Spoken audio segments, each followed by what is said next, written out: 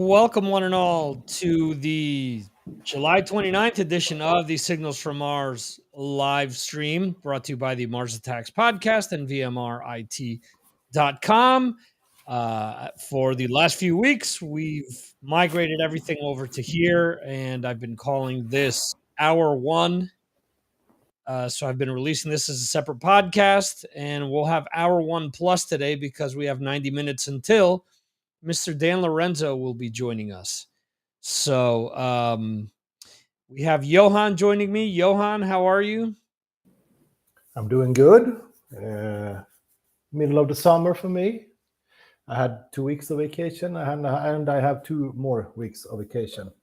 Excellent. So, yeah, it's good. Awesome. So we will have Johan's long-awaited Sweden Rock review report, however you want to bring it up. But real quickly, let's talk about new releases. So the album that I wrote about today was Spectre by the band Stick to Your Guns. They're out of California. This is album number 7 for them. I posted a few different videos in our Patreon, and it's gotten mixed reviews, but out of everything that I listened to that came out today, it was the album that kind of jumped out at me the most. It's a little of everything. They're labeled as a hardcore band, but they're straight up rock, they're straight up punk rock, and then the last track on the album is an acoustic song, so it could almost be considered an emo track. So if anyone is remotely interested, I have up there on MarsAttacksRadio.com on their new releases. There are links to check the album out on Spotify and Apple Music.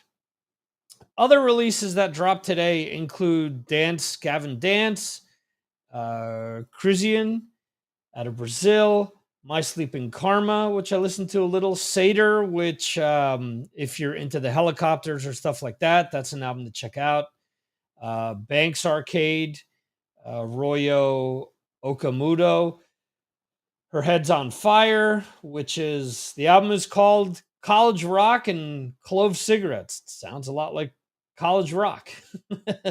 Prosper or Perish, Sunless Sky, Reeking Aura, Castrator, which is an all-female death metal band out of New York, Lathe, Black Magnet, let's see how you pronounce this, Contemplator, okay, The Lord, EPs by Blacktoothed, Oceans, and Venus, reissues by The Offspring, the Greatest Hits album, and Nail Bomb, Point Blank, both got reissued on vinyl today.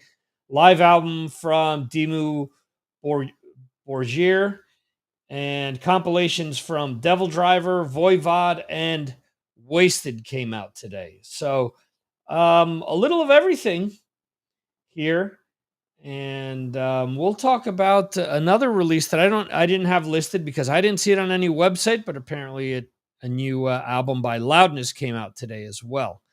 Want to say a quick hello to Jose from Connecticut, who is in the chat. Hope you and the family are all doing well. And real quickly here, or not real quickly, I don't want to sound like somebody rushing this, but we've been waiting for some time. We haven't had the time. Today we've got 90 minutes. So I've been wanting to talk to Johan about Sweden Rock because it's one of the biggest festivals in Europe. He's been to several of them over the years. And, you know, who better to talk to us about Sweden Rock than somebody who's actually been there and somebody who's actually from Sweden? So, Johan, obviously, how many times have you been to Sweden Rock before this? Oh, I think around 16, 17 times, perhaps. 16, 17 times. Holy shit. So for people that say, you know, hey, I've seen this band that many times or this other many times, 16 or 17 times to one of the biggest hard rock and metal festivals in the world. So that's impressive. Well, yeah. but I'm 50, so years go by.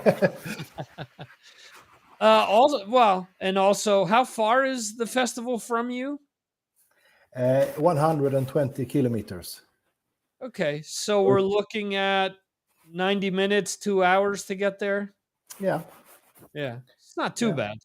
No, and that's probably why I've been there so many times. It's a lot easier to go there. If you compare to Roskilde Festival, it's in another country, Right, perhaps a little better festival as a festival, but it's more work to go there. right. Sweden Rock is simple. Yeah.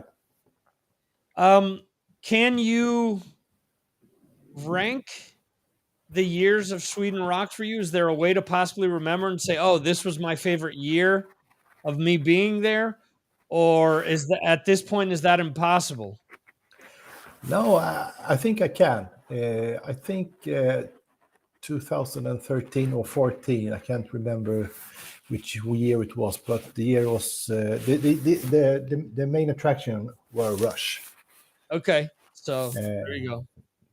but not just because of Rush. It was a great year, great weather, a lot of other great bands. Just a good. When I think back to that year, it's all good memories. So perhaps that year and this one as well, because it was really nice to be back in Right, at the festival after the COVID years, right, and I think you can feel that among all the other people who were there as well. Everybody was happy just to be there right, again.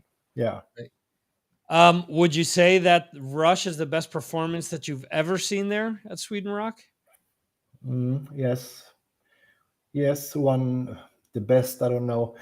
Maiden was also great, but Rush, Maiden, those big bands when Right, they put on a great show, at you get quite close at Sweden Rock.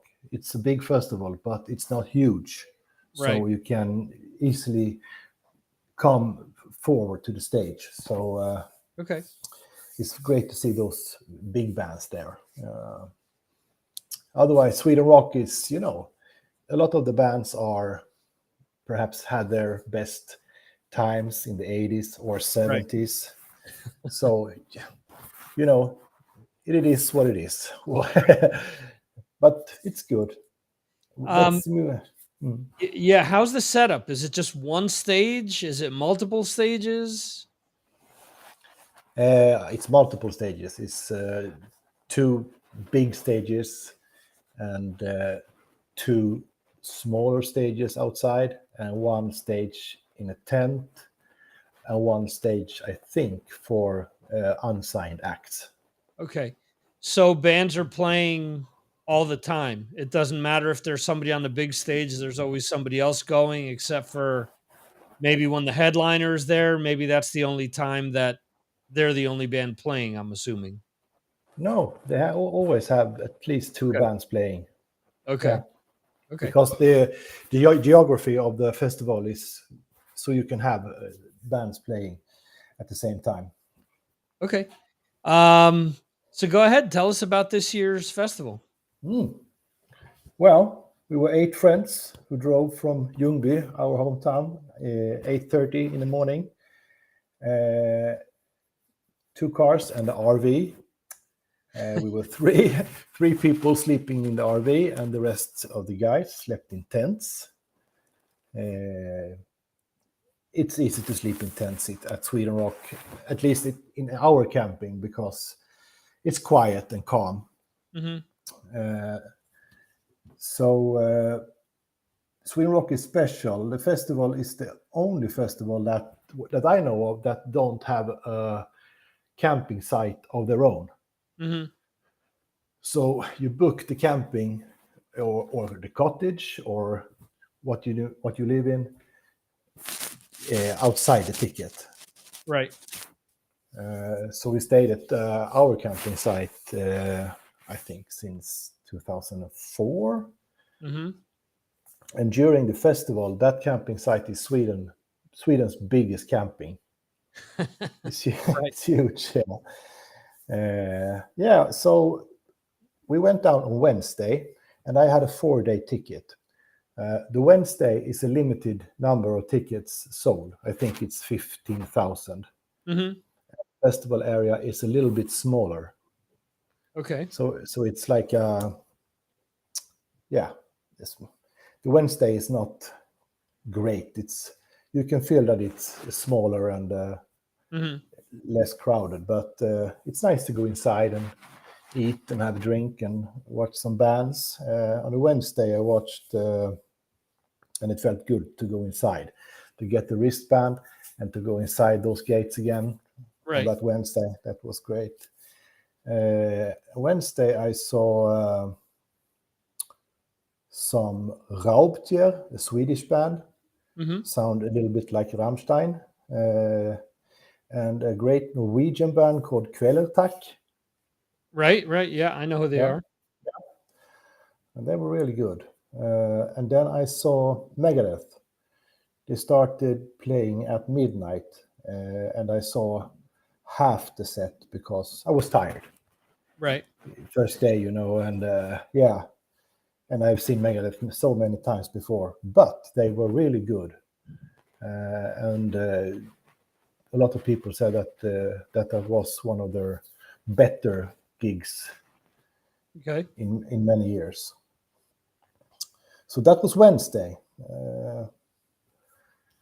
Thursday, early start. Eclipse played at noon with a big crowd.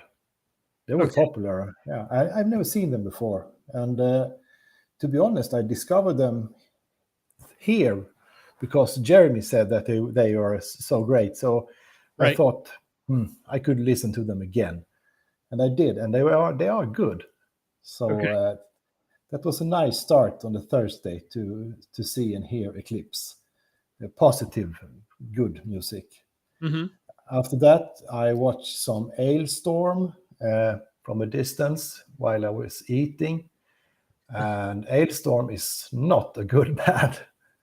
Yeah, they've never, when I've posted videos in Patreon for them, people have never liked them. For No. those that don't know, pirate metal does not go over well with my patrons. Pirate metal, folk metal, there's very few other things that, I've been told, no, we don't want to hear much of this anymore.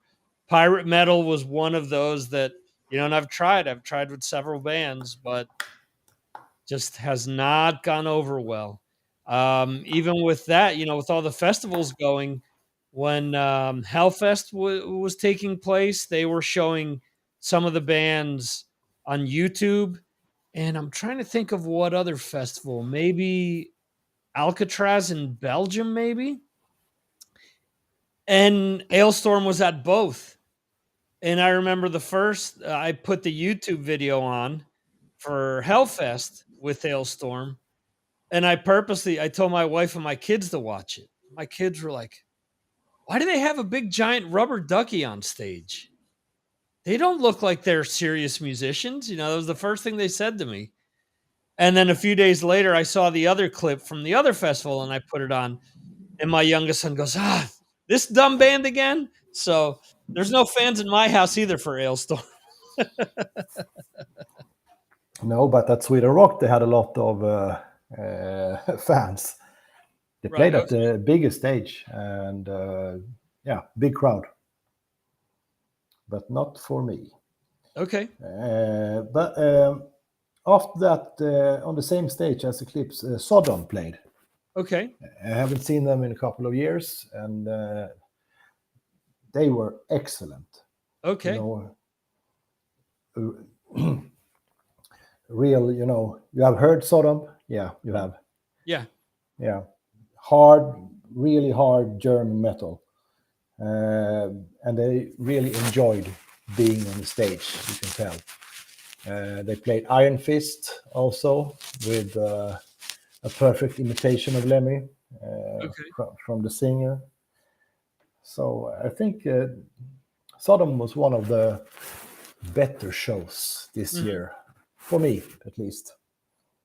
After that, we went back to the RV and changed clothes for the evening.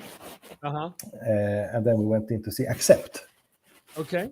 Yeah, great as always, even though Wolf is the only original member left. Right. But they sound great and they look great on stage. They played all the hits, and Accept is a big band in Sweden. Has always been a big band here. Right. So that was a good show. Have you seen Accept for many years? I have never seen them live, but I will say that I have a relative that works with the lead singer. So the lead singer, when he isn't singing for Accept, is an electrician. So there's a family member of mine who's electrician as well, and they speak to one another quite frequently, and they've worked on several job sites together. So, Not a rock star full time. most of these guys aren't, unfortunately, unless they're big bands. No. They have to, and with Accept, like you said, Wolf is the only original guy. So I'm assuming that Wolf is making all the money, whereas everyone else is probably an employee of the band. Just a little sidestep from this. How much do you think they pay musicians in a band like Accept? See, I would have to think that Accept,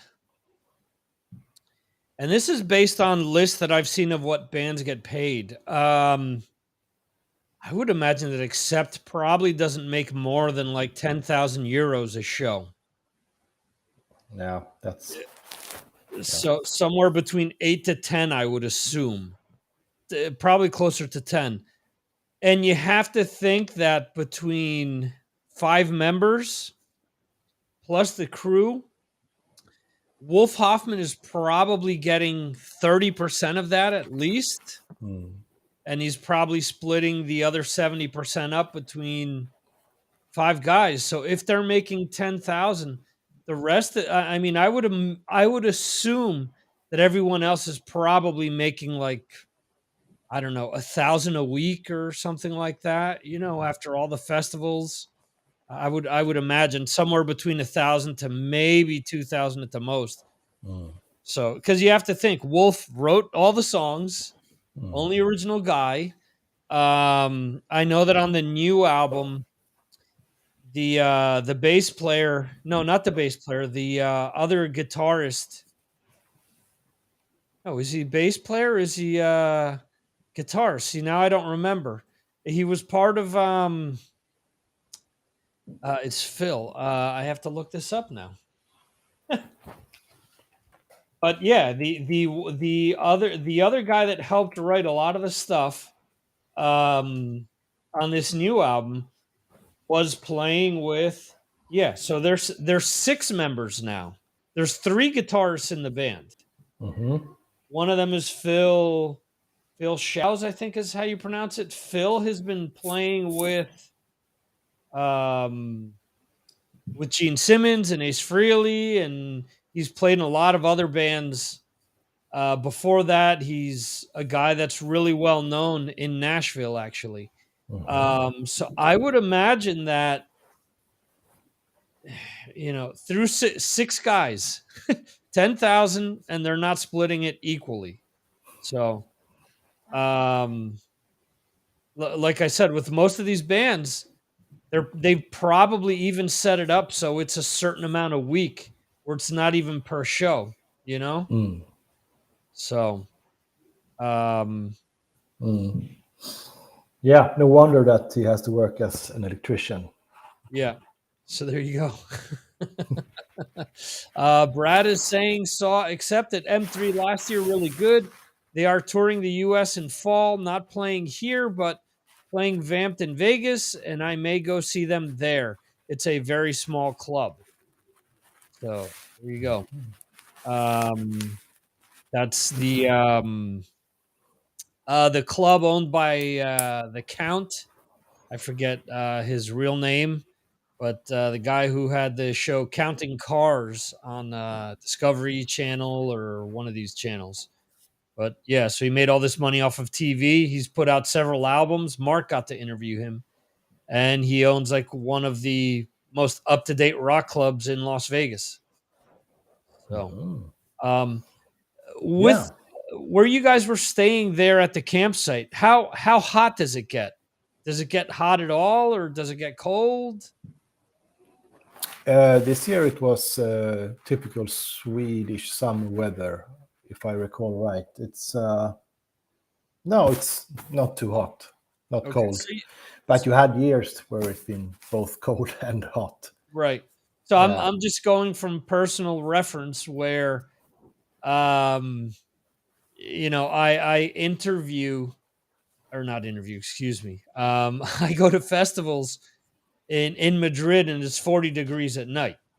So where you can't sleep. So, No, um, yeah, we don't get that a lot in Sweden. yeah. So, Almost never. right. Okay. After Accept, we Right. went to the second biggest stage to watch Dropkick Murphys, a Okay. band I really like. They had some new members since I saw them last, and Okay. the bass player, or the old bass player who used to sing lead vocals, Hmm. he now just sings, and they have a hired bass player. Okay. And the other singer isn't. I don't know. He wasn't there Okay. this tour. So they were good, but I missed the full set, the full setting of the band. Right. But Dropkick Murphys, fantastic festival music, happy music, people dancing. So it's Right. good. And the next band I saw on Thursday were Wallbeat. They are Okay. huge here in Sweden. Hmm. They played the absolute biggest stage. Lot of people. I used to like Wallbeat. I saw them the first time Roskilde 2007 when they were still a kind of an underground band. Right. And back then they were really good. Now they are too nice. Too Too polished. yeah, exactly, too polished. As you usually say, I think soccer moms love them. Yes. Well, I would think um, soccer moms is more like Motley Crue and stuff like that. But I understand what you're saying. I thought that they were great up until their fourth album, and then they got really boring to me. Yeah, This last album I actually like a lot, but it's almost as if it was too late. They put three albums out in between that were really, really boring to me. So, yeah. I haven't heard the new album, so I heard some songs. My son liked them, mhm. but there's one or two tracks that stands out absolutely. But other than that, nah, not anymore. But Okay. I'm here in Sweden. We who don't like Volbeat are outnumbered. Okay. Yeah, they play big arenas. And the last band on Thursday were Nightwish, Okay. a band I haven't seen since 2004, also at Sweden Rock. Mhm. They were 10 out of 10.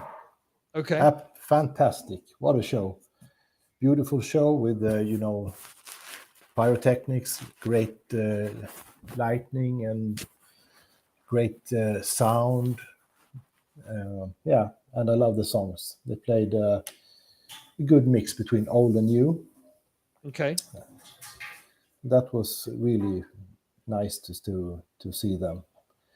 I was the only one in the camp who was still on the festival site. They started playing around after midnight, I think. So I stood there alone and watched them, but that's okay. Yeah, that was Thursday. Friday, I saw a Swedish band on the afternoon called Nationalteatern. It's an old prog band, as we say here in Sweden, an old band from the 70s who sings about how the world, how can I say this? They are a left-wing band. Okay. The thing about people's rights against at the jobs, and it's hard to explain.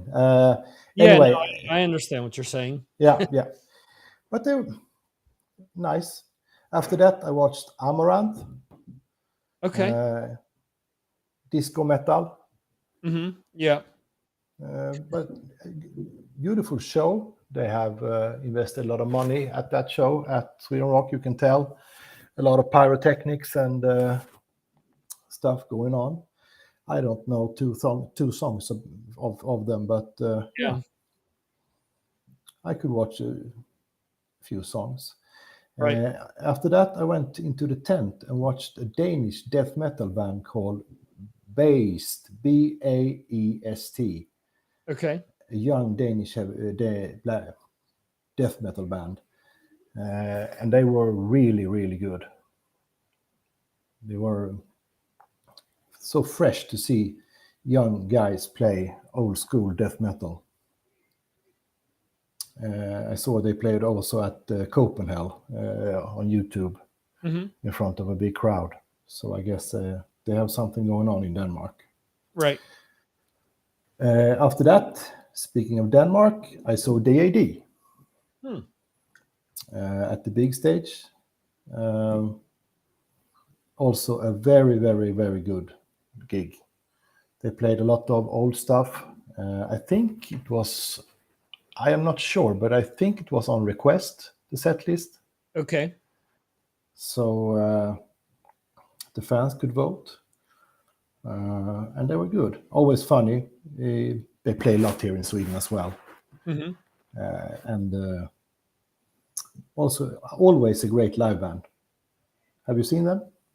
I have not. I know that there's a lot of, well, for example, Metal Dan, who's part of the Patreon group, always talks about wanting to see them. Yeah. Their last album I liked quite a bit. I can't say that I'm a huge fan, but what I've heard over the years, I think has been good. And on the way back from going back to the camp to change clothes, I watched some Hellas. If you remember the band, you have posted them here on Patreon. Right. I liked them. They were good. Different. Right.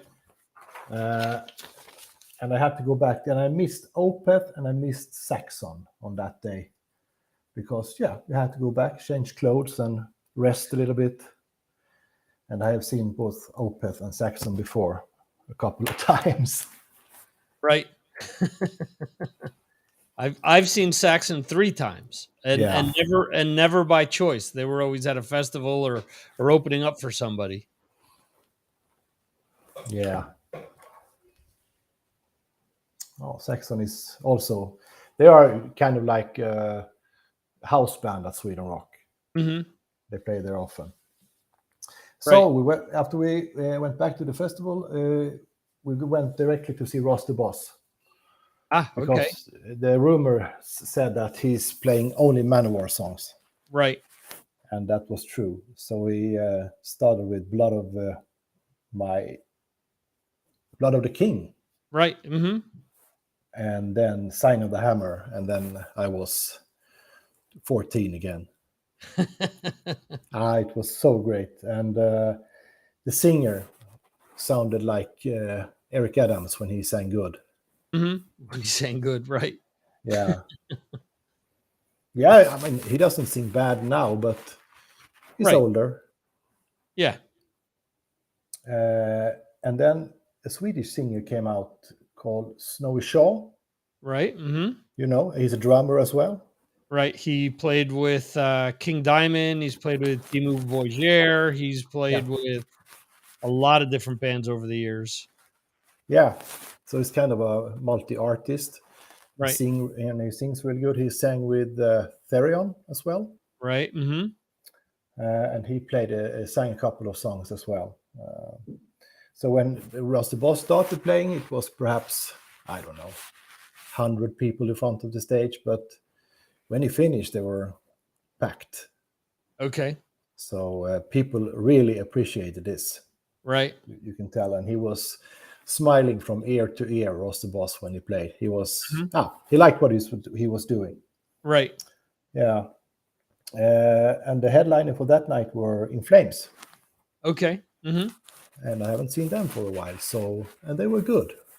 I was positive. I was surprised. Uh-huh. We both agree on that In Flames hasn't done so many great albums lately. Right.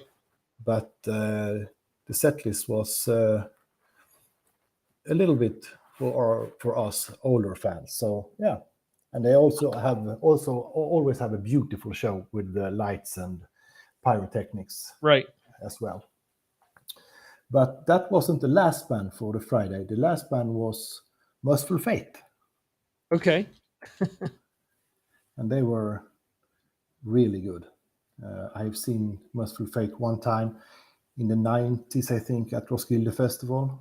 I have seen King Diamond solo, but this was really nice to see and hear them again.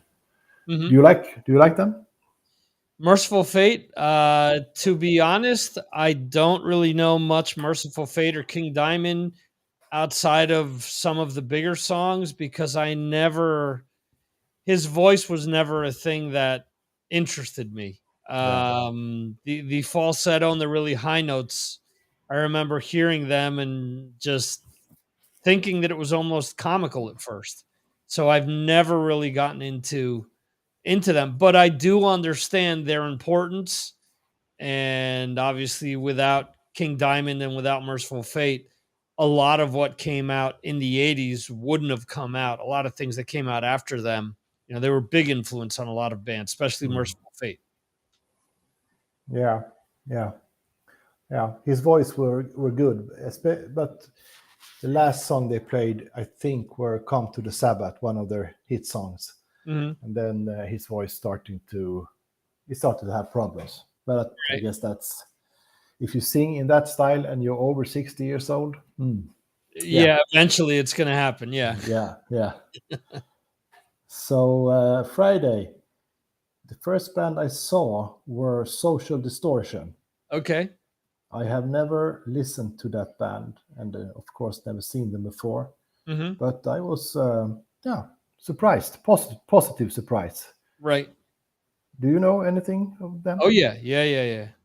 I can't say that I'm a huge fan of Social Distortion, but I like quite a few songs of theirs, and specifically, I would say that their album, "White Light, White Heat, White Trash," is one of my all-time favorite albums, and one of the best albums to come out of the '90s. Just the music, the lyrics. There's a lot of very socially conscious things that are being said, that where songs off of that have just speak, they connect with me. I followed them since, and the albums haven't been bad, but they just aren't as good as that one. So I can't consider myself a diehard. I in my overall playlists, I probably have like 10 or 15 songs of theirs, and plus the singer put out he put out a solo album. He put out 2 solo albums. One was a covers album and one was all originals, and I enjoyed some of the songs off of that as well. So Yeah, good to hear. My friend who was with me at the festival, that was one of his main bands to see. okay. Yeah, and he comes more from a punk background, skate punk background. So yeah. The next band I saw, my friends went back to change clothes, but I had to see Night Ranger. Okay. Yeah, and I really liked them. Okay. And I must probably say that Night Ranger was the best band at Sweden Rock this year. Okay. Wow. Yeah, so professional, so good. It sounded really, really good. And they played some Damn Yankees, Mm-hmm. Coming of Age, and High Enough, Right. and all the other hits of their own. Right. So there were a lot of guys in the 50s standing and watching Night Ranger. Right. They had a big crowd. So professional band, really good. Hardcore Superstar, next band, huge here in Sweden. Right. Always play the biggest stage at Sweden Rock. Also kind of a house band for the festival. Right. I think they are good, but Mm-hmm. not so good. Right. I don't. Right. They have perhaps 5 or 6 songs that are really, really good, and the rest is okay. Right. Mm-hmm. Do you have an opinion about this band? Yeah, it's interesting to me because there's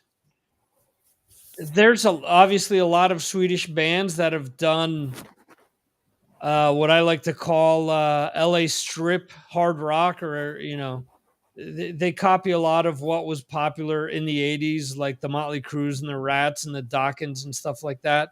Um, I think that Hardcore Superstar have some songs that are really, really good, and then others that are, they're just okay. They sound like a lot of other bands. Mm.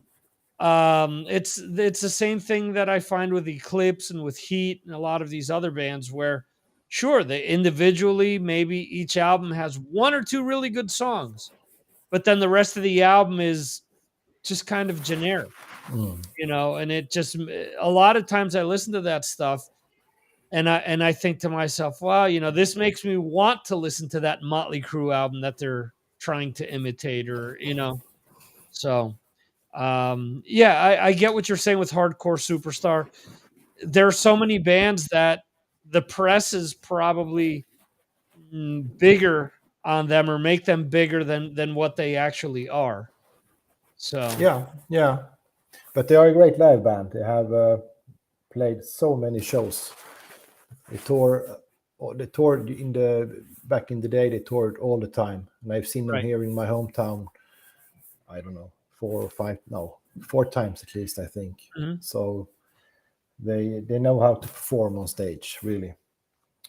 Right. The next band I saw were Within Temptation, a band I don't know anything of, Hmm. but they were good, Okay. and I like the songs. I don't, but I haven't listened to them after the festival. But Right. it was a good show. And after that, we went to a bar and had a beer. And the bar is over, so you can overlook one of the stages. Oh wow. Yeah. So and Michael Monroe played, Okay. and that was good. Okay. He was really good. He could. They should have had him in Guns N' Roses instead of Axl Rose. Now, yeah, really, because Guns N' Roses were the next band. Okay. So yeah, I don't know when they was set to start, but it was 40,000 people in front of the stage, Hmm. and they were waiting, and they're starting to booing, Hmm. and they went on, and half an hour late. And as I said before, I think here in the Signals from Mars, they weren't good. Okay. They got the worst review that I have ever seen in Sweden's biggest newspaper. Right. Yeah, so terrible. It was sad. A sad day for us who like hard rock and metal to such a big band perform so bad. I walked home in Knocking on Heaven's Door. Then I had enough. And when I went home, there were only, I don't know, a couple of thousand people left in front of the stage. Yeah. They didn't connect with the audience. They were playing, but they could have been playing on a TV screen. It wasn't, Right. yeah. So, and that was the last band on the the Sweden Rock 2022. Okay. What is 2020? Yeah. Yeah. That I saw. These are the bands that I saw most of the shows. Okay. Yeah, I know that since then, I guess Axel has come out to say that he's been sick. He's had issues with his throat. So the band has been playing longer than usual, and that he, because everywhere they were playing, they were getting very bad reviews. And he was saying that, he was sorry that, they were trying to go out and entertain people either way, but, that he understood that he wasn't as good as what he could have been.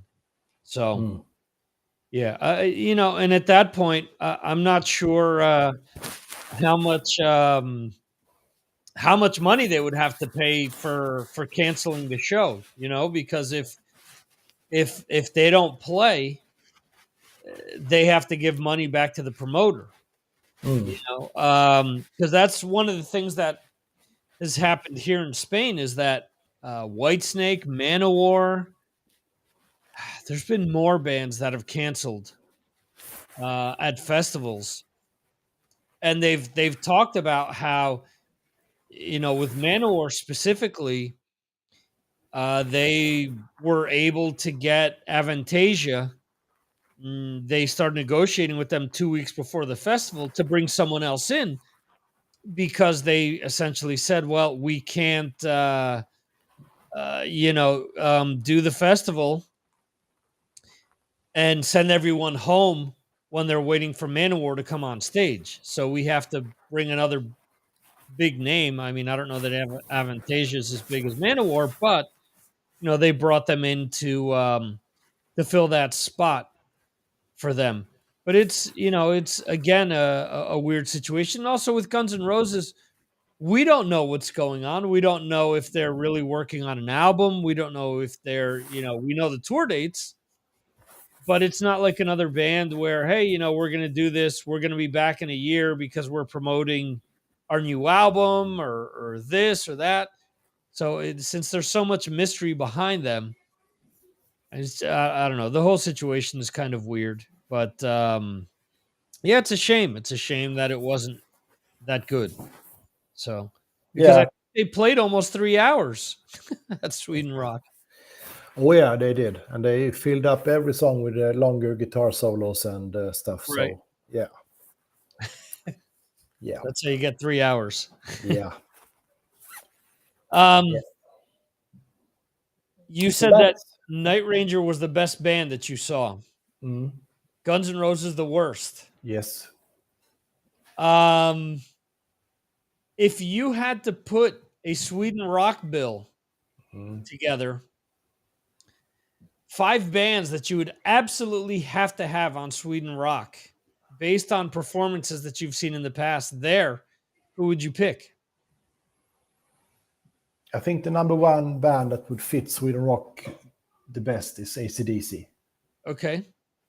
They are for the age of the visitors, and so I think that's the band that would be the best. And also Rammstein, but Rammstein is playing 3 big sold-out Gothenburg shows this weekend. Oh, wow. So perhaps that, and I think everyone is going to see them. I'm going to see them tomorrow. Okay. So perhaps no, but Metallica, of course. That would be awesome to see them at Sweden Rock. Maiden again, because they were so good. Sweden Rock is a traditional heavy metal festival. Right. So if you put up a band like, I don't know, Trivium, I don't think it would be such a big deal. Right. So now, and the bands are getting older as well, so it's hard. It's hard.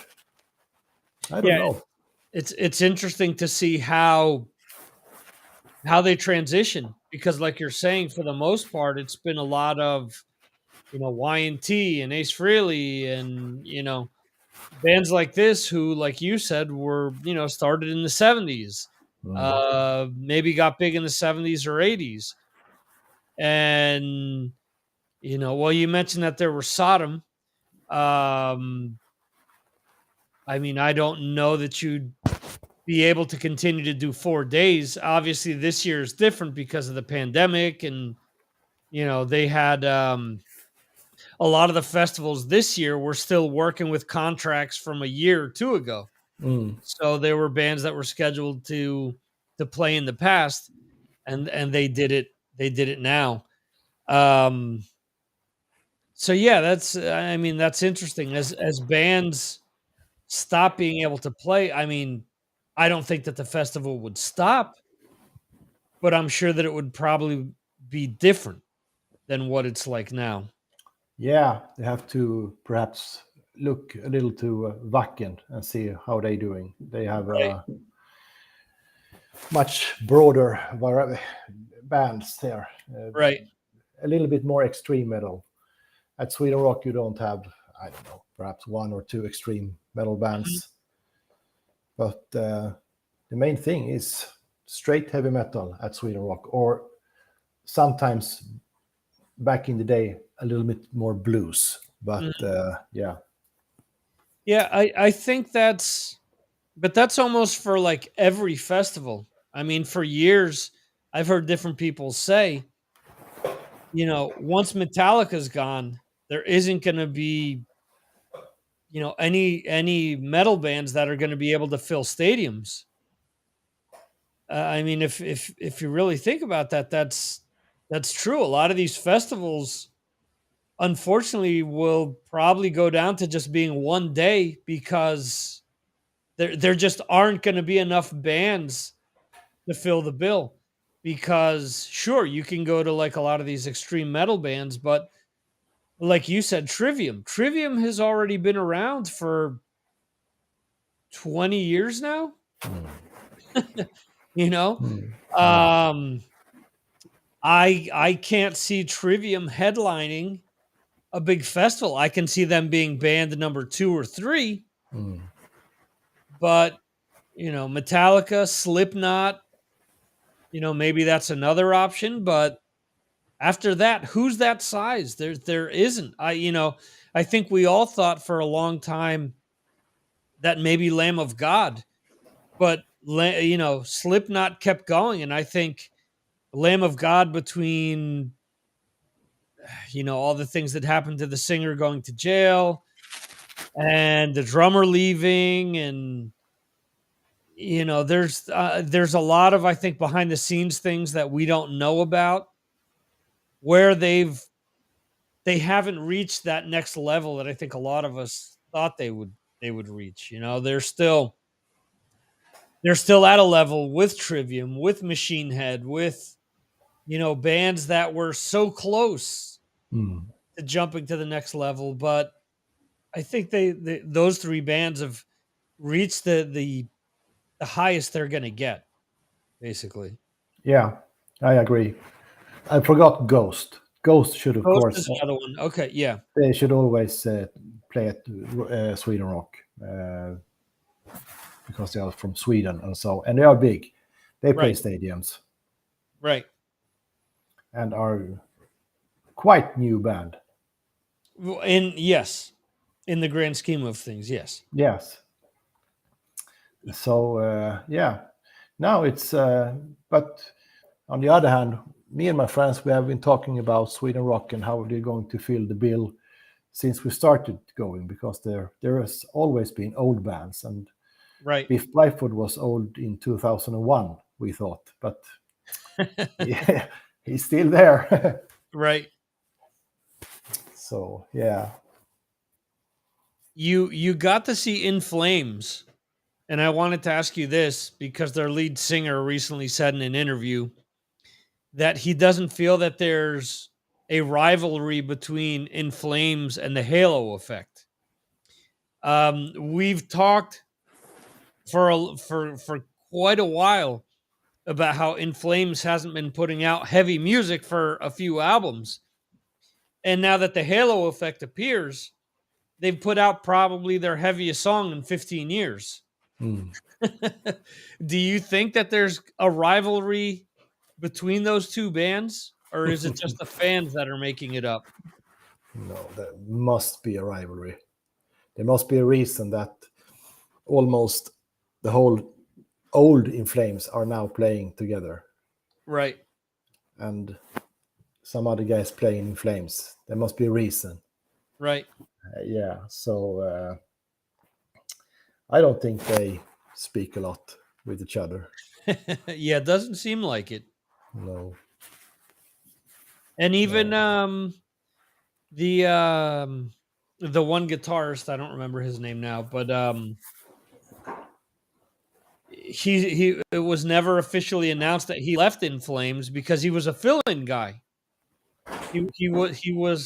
He's been on some of the albums, but let me find his name before I Yeah, I know. saw the one time I saw In Flames. He was with them. It was the first tour that he was with them since coming back, because he's been in and out of the band a few times. His name is Niklas Engelin. Yes, that's the one. But I don't think that he was on stage. No, he's not in the band anymore, right? No, he isn't playing with In Flames now, but it was never officially announced that he left the band either. Yeah, I was surprised because he just showed up in Halo Effect. Right.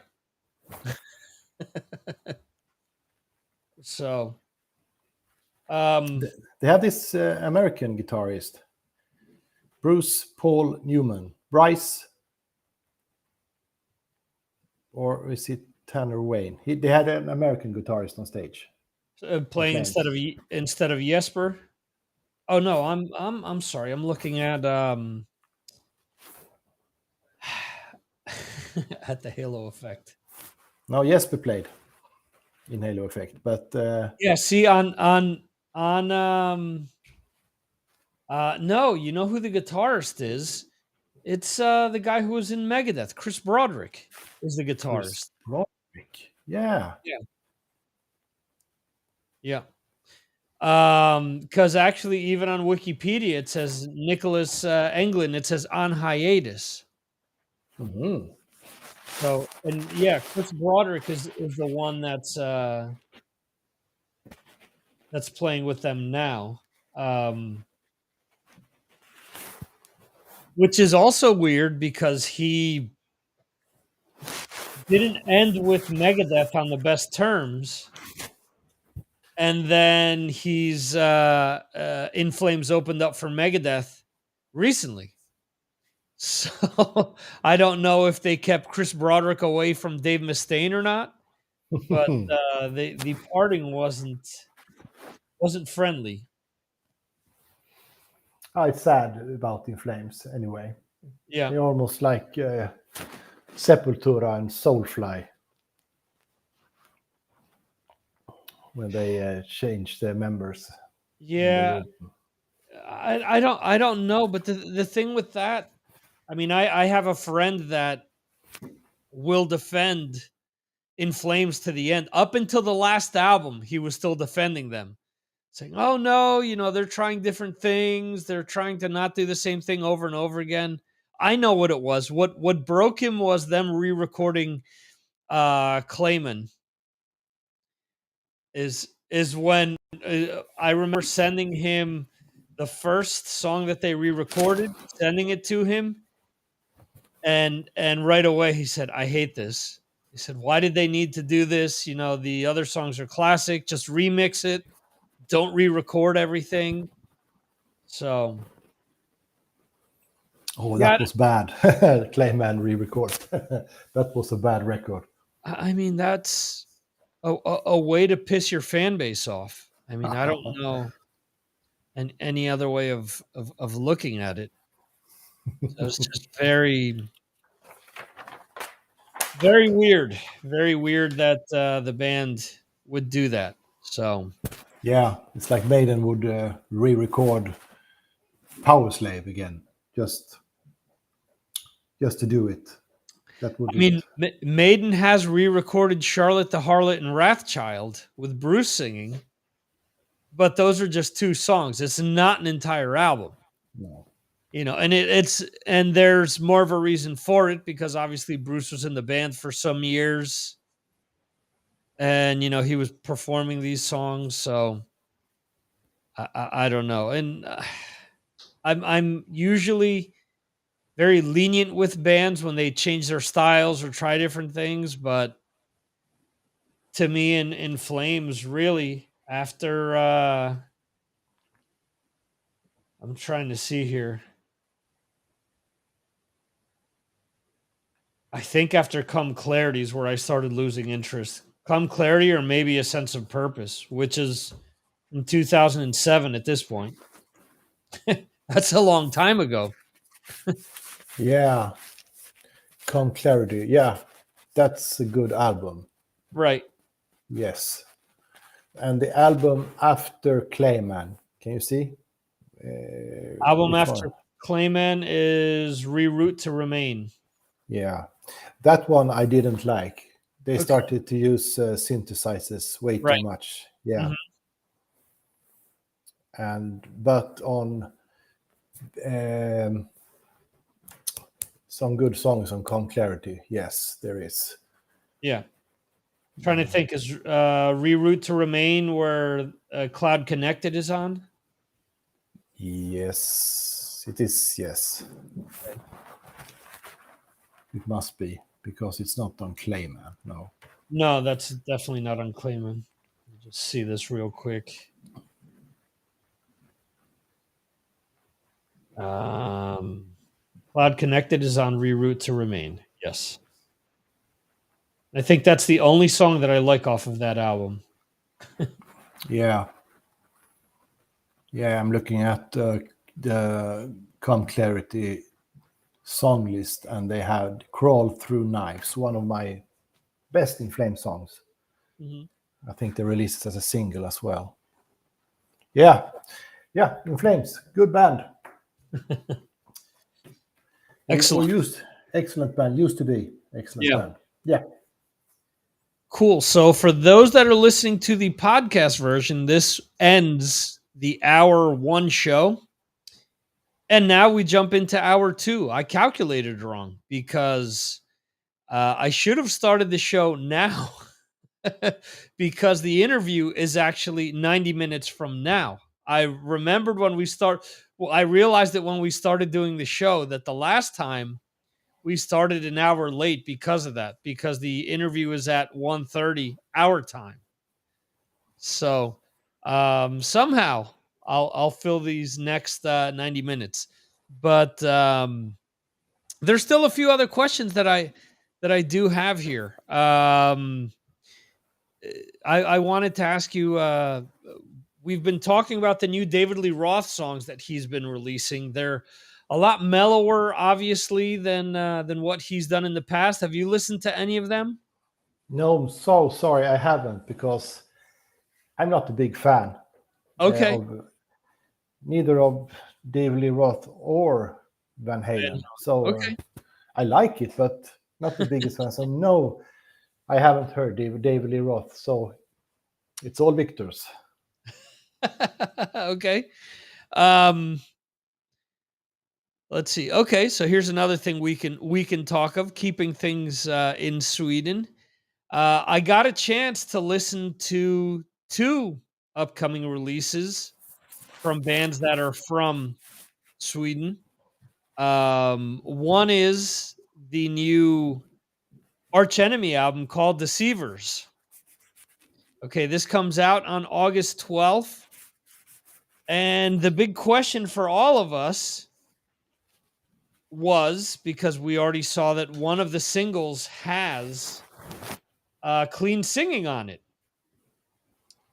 And as we talked about various singles that they've been releasing, and I've been posting within Patreon, the conversation has continuously gone to, this sounds good, but I wish it had clean singing. That's what pretty much everyone has said, even you with a lot of these songs. So the only song where there's clean singing that we've heard so far is called Handshake with Hell, excuse me. It's the first track off of the album. It is the first single off of the album. And it is the only song off of the album that has clean singing. It is? It is the only one. Too bad. There is one song close to the end of the album, I think it's called One Last Time, where there are parts where Alicia is singing low, like almost like Randy Blythe does from Lamb of God, where she's almost whispering, but it's not really singing. And then she changes into the guttural vocals. So it's guttural vocals throughout the entire album.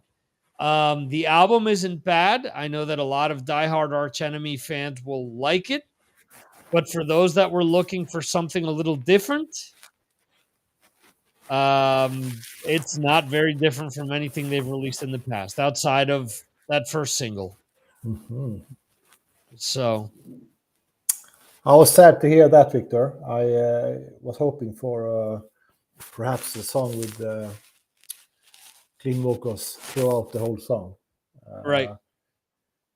It's strange about this band. Perhaps I said this before, but to me it feels like Michael Amott has the ability, and he has the band, and he has the singer, that they all together could write or perform a real hit song and take the band to the next level. Right. To go from not the biggest indoor arenas in Sweden to the biggest indoor arenas here. Right. I saw in America they play in clubs, but here they play in 4,000-5,000 seats indoor arenas. Like Ghost did when they released the hit single here in Sweden, He Is, and they went directly up to the next level, right, by one song. Well, yeah, that's interesting too, because he's now in 3 different bands. He's in Arch Enemy, he's in Spiritual Beggars, and he's in Black Earth is the name of the other band, which has all the original members of Arch Enemy in it. It has the original singer, has his brother, has so I don't know. I get it that Spiritual Beggars is completely different because it's more of a stoner rock 70s type feel, more of like Deep Purple type band with the keyboards and everything. But I think they could do both. They could do the heavy guttural vocals and more of the clean singing. Obviously, it's worked this far, but I mentioned this a few weeks ago. I know a lot of people that have told me I really like them, but I'm getting tired of their formula where it's angry verse, happy chorus. So I don't know. I don't. Do you think it's too late for them to go to the next level at this point because they've been around for so long? Or do you think that there's still hope? I don't know. I thought this album would take them to the next level. I really thought that. But if, as we said, they must have clean vocals. You can't have Alyssa White-Loose singing guttural vocals all the time. Yeah. And I think she's... I don't know if she wants to do that the whole time either. I mean, of course she wants to be a rock star and all that, but she has a beautiful voice. And he only uses... I mean, he doesn't use her voice at all. Right. Well, they have Jeff Loomis in the band, and they don't use his writing either. It's crazy. The guy who's been considered for years one of the greatest like underground guitarists in Nevermore and in Sanctuary and whatnot, and nothing. He doesn't even let him write a note. He's extreme metal's Vivian Campbell. I don't understand. The other thing too there is, you have Angela who still runs the show. She's still their manager, and it's what she wants goes with the band. And unfortunately, it's Anthems of Rebellion was a very long time ago. Next year is 20 years. I mean, let's be honest. We Will Rise is their biggest song. At least here. I think that's probably the biggest song, the one that gets played the most. But that or Nemesis, yes. That Nemesis, yeah. Those are probably the two biggest. How many songs have they released since then? And not to say that the albums are bad, but they haven't released anything since then that has come close to being as popular. I mean, I look at the next album, Chaos Legion. The biggest song is probably Yesterday Is Dead and Gone. Okay, okay song. It's not. It doesn't compare to that to me. When Nemesis came out, and no, I'm mixing this up. Nemesis came out in 2005. Chaos Legion came out in 12. Rise of the Tyrant. Revolution Begins was the big song off of that.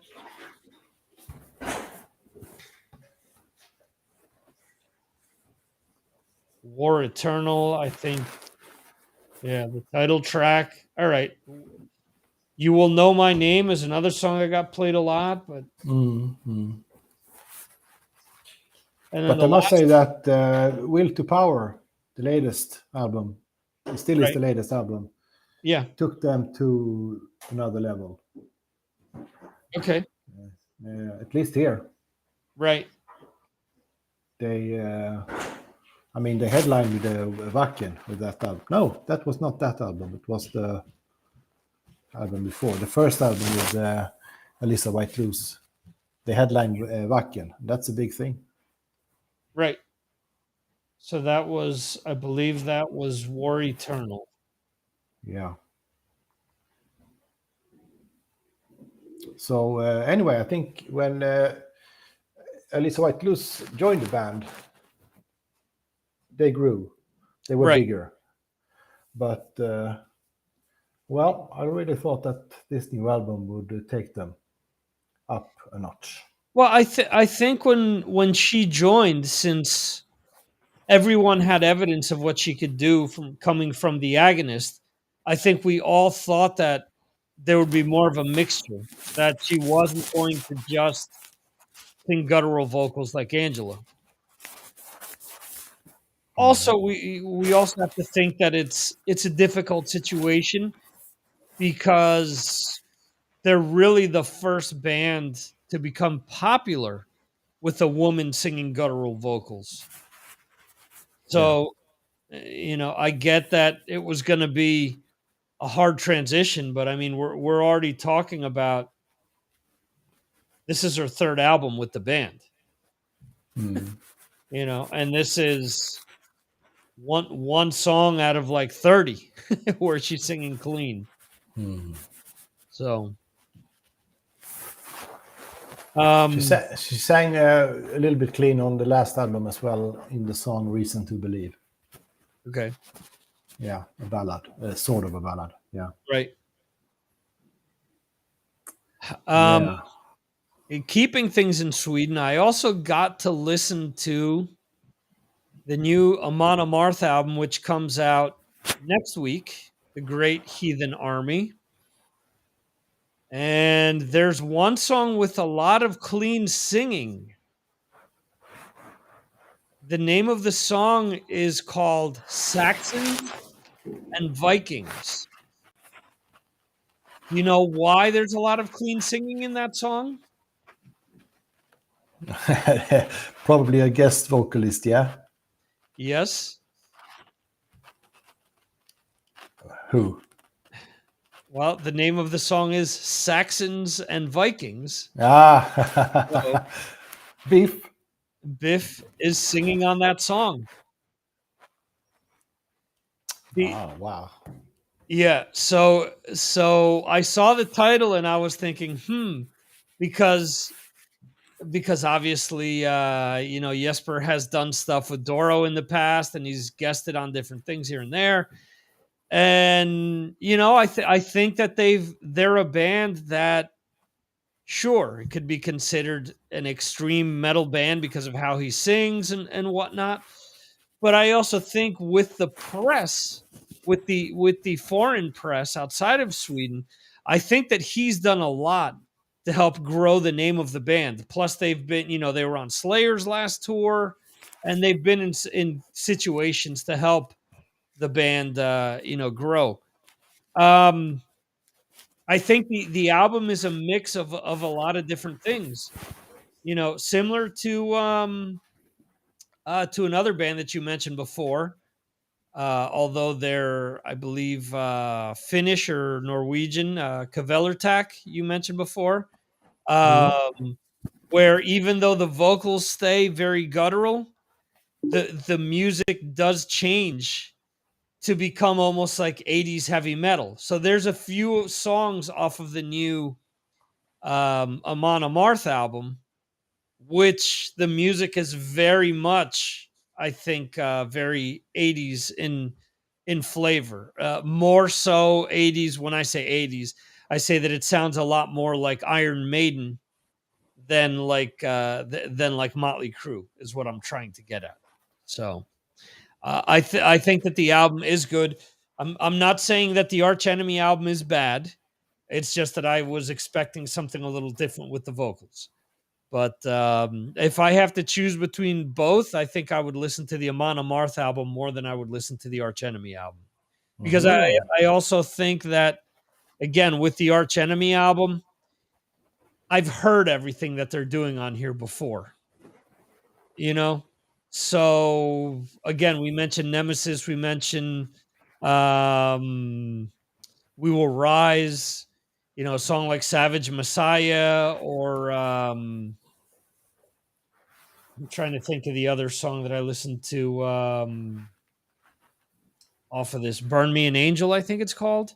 Maybe screwing that up. It would be easier if I just go to my Arch Enemy playlist. Let me see here. Burning Angel. Yeah. The songs that I've listened to the most over the years, obviously, We Will Rise, Nemesis, Burning Angel, Ravenous, and Savage Messiah. Those are the songs that I've listened to the most by the band over the years. And like I said, that was Nemesis is the newest out of those. And not that any of the other songs are bad, but like we're saying, I was hoping for something different.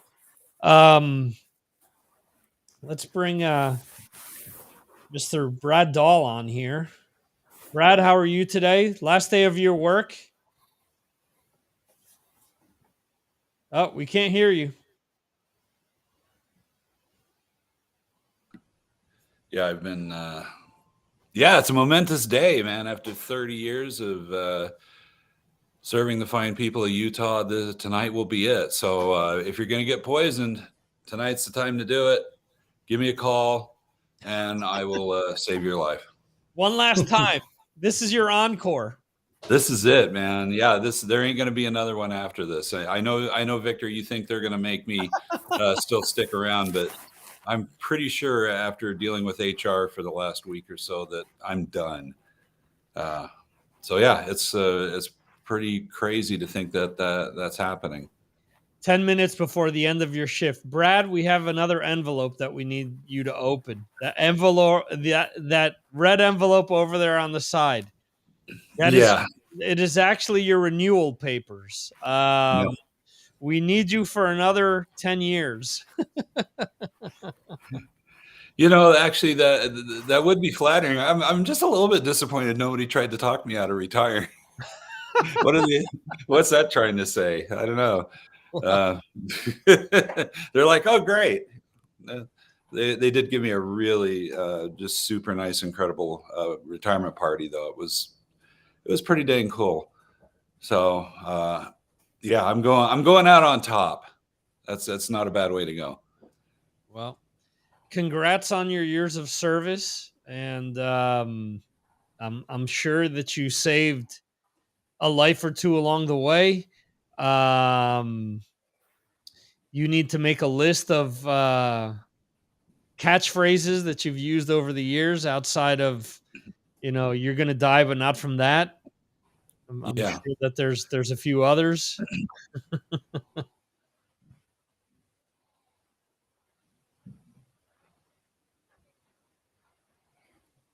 Okay.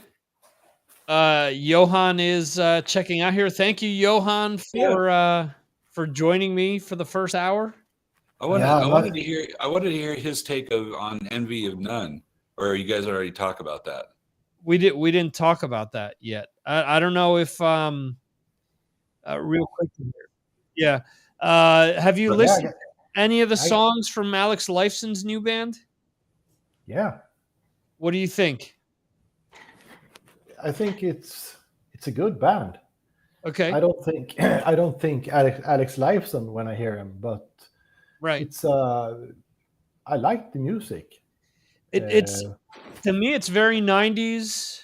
Yes. The way it sounds, very 90s alternative rock. The singer sounds in some places like Bjork, reminds me. And yeah, it probably sounds closer to a band like Garbage than it does Rush. Absolutely. Yeah. Yeah. But I have it on my playlist, the whole album. And okay. Yeah, it's good, as you say. It's very 90s. Yeah, I didn't even realize that it came out in April. I thought it was about to come out when I posted a new video they released today on Patreon, and I was writing it, and I said from the upcoming album, and I went to go. I said, "Oh, I'm going to add this song to my playlist because I like it." And then I look at it, and I'm like, "Wait, the entire album is out." And on Apple Music, it says released April whatever day it was. So that's what happens when you don't rub shoulders with the big giant axe. So that one flew under the radar, but still have time to check it out. Yeah. Cool. So Johan, hope you have a great time tomorrow at Rammstein. And thank you for joining us for the first portion of the show. Yeah, it was really fun. Thank you very much for having me. Yeah, I would like to stay on the whole show, but as I said, I had to drive to Gothenburg, and I have to drive back from Gothenburg after the show. So I need my sleep this night. That makes sense. All right. Thanks again, Johan. Have a safe trip and have a great show. All right. Take care, boys. All right. Good luck on your last day, Brad. Thank you. I might need it. Yeah. Cool. Yeah. After 30 years, you think I've seen everything. And then last night, mom calls up saying that she found a centipede in her child's poop. So yeah, there's two possibilities here. Okay. One, which I suggested, is that this kid doesn't really chew their food very well. The other is, there's always the back door, and that's kind of creepy. Right. But yeah, the centipede was not alive, so I'm still actually now starting to think, was it really a centipede? Does she even know what a centipede is? Maybe this kid's got worms. I don't know. Could be, because you would think that the centipede would be broken down by your digestive system. Exactly. Yeah, little kids though, I can't remember exactly how old the kid was, but little kids, their stomach acid isn't quite like an adult and doesn't Right. break things down quite as well as we do. But I mean, I've seen kids poop out a lot of weird things, and that's when the parents call because they didn't know. It's like, man, my kid just pooped out like a whole can of Play-Doh. I had no idea he ate the Play-Doh. I said, well, there you go. It's crayons. You know, it's like eat a box of crayons, poop a rainbow. George Carlin used to always talk about feeding rubber bands to your dogs so that when they pooped, you had Christmas ornaments, or you could fling them at people. He said if you put tin foil in there, you had some shiny shit and you could hang it on the tree. So, You know, that's funny because I did have a dog eat a box of Hershey, not a box, but a bag of Hershey Kisses once. Right. Chocolate not good for dogs, by the way, but Right. there's not like a lot of real chocolate in those Hershey Kisses. So the dog did fine, Right. but the dog pooped out a lot of foil, a whole lot of foil. Well, all the wrappers, huh? Yeah. And I think I've told this story. You know, there seems to be like a holiday fixation with swallowing Christmas things. We've already covered the whole Santa thing. Right. But I did get a call once from the nurse in the emergency room. Said, "Hey, I got this kid in here who swallowed the three wise men," and it turned out to be like this little thing out of a nativity scene Mhm. that the family had at home for Christmas. And I said, "Well, the good news is that they're wise men. I mean, if the kid had swallowed the three dumbasses, we might have some real problems here." I said, "So they're wise men. They might actually be able to figure out how to get out of there." And had the nurse laughing pretty good. I said, "You know, the other thing you can do is shine a light up this kid's butt, and maybe they'll see it as a star and they'll go to it." Right. So, thank you. Cheers.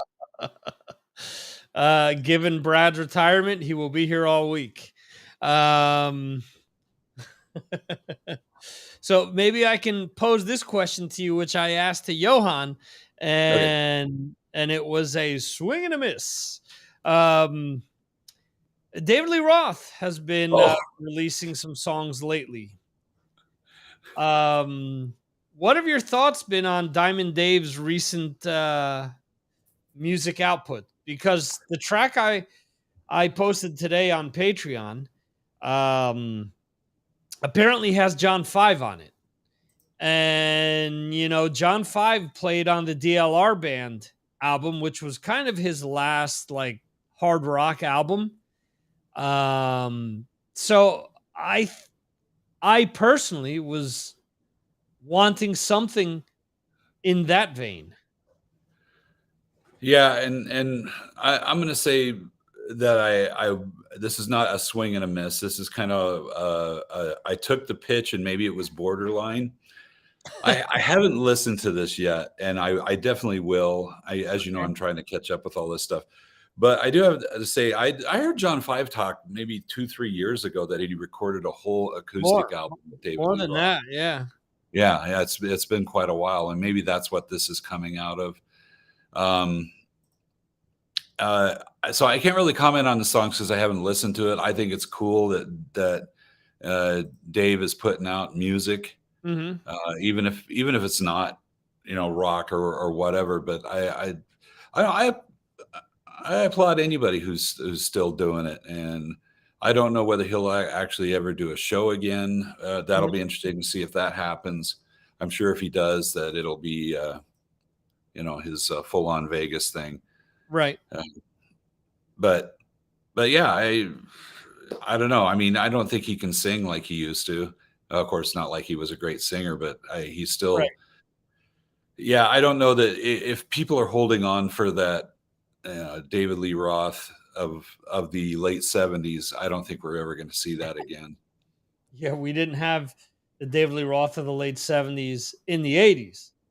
Nonetheless, now. That's a fair point. Yeah, when you think about it, and his time with Van Halen, how many years was the first time around, which was the real time? How many years was he actually there where they were putting out albums? I mean, that first album came out, what, 77 or 78? 77, I think. Yeah. So 7-year stretch. Yeah, 77 to 84, right? Mm-hmm. Yeah, and they put out, of course, it was the days when people would put out an album every year. They put Right. out a fair amount of good, really good music Mm-hmm. in a relative short period of time. I mean, it'll probably be more than 7 years before Def Leppard does another album. Yeah. Fingers crossed. Yeah. Jeez. Yeah, you're throwing me off my game here with that quote. I'm sorry. But yeah, I mean, think about that. All those early Van Halen albums, back to back to back, and even his first solo album was great. I think on par with the Van Halen albums, Eat 'Em and Smile. An interesting thing about that too is those guys were all going to get together and do just a small set at this bowling alley gig that happens in LA. And of course, the news got out and the people jammed the place and the police had to shut the thing down before they could even play. Right. And I know that I've heard Steve Vai say that he would love to get together with those guys and just do a tour. Billy Sheehan also in, because let's face it, Billy Sheehan, he'll play on anything. Greg Bissonette, he would still be in. And so the real holdout there is David Lee Roth. And I don't know. Do you think if they really did that, I don't think they will, but if they did get back together, you think that would be actually an arena kind of selling thing? I don't. You don't?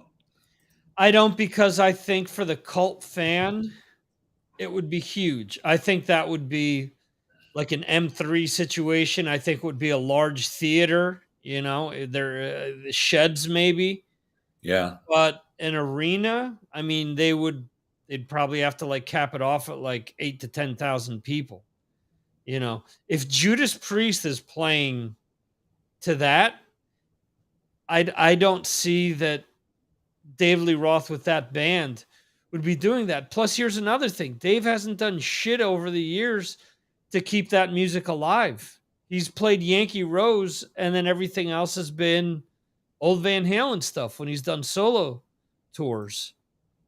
So he really hasn't done anything to get the casual fan to listen to this stuff. To me, and this is what the rumor was at that time, is that night they were playing with Ralph from Steel Panther was gonna be the lead singer, and then the rumor was that Dave was gonna come in and like do the encore. Vi does well enough as a solo artist, again playing theaters, playing stuff like that I think you take that lineup out with, again, Ralph from Steel Panther. I think you'd do a decent, a decent haul. It won't make as much as David Lee Roth being there headlining it, but it'll sound a hell of a lot better than David Lee Roth, because you've got a guy who's still capable of singing those songs, Yeah, and I got to be honest, and I've only seen video clips of what Dave's doing now. It's tough for me to watch. It is. And his in between song banter is it's way just bad. It's not entertaining. Right. It's just rambling. It's kind of like when your grandpa just gets to the point where he's telling the same story over and over and over.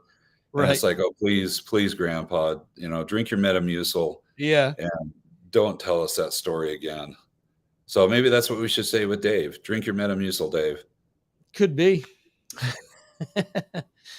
I was going to send you links today too. I screwed up on this. I realized that when I sent you a message while I was on the air with Johan, that I never sent you the links that I wanted to send you.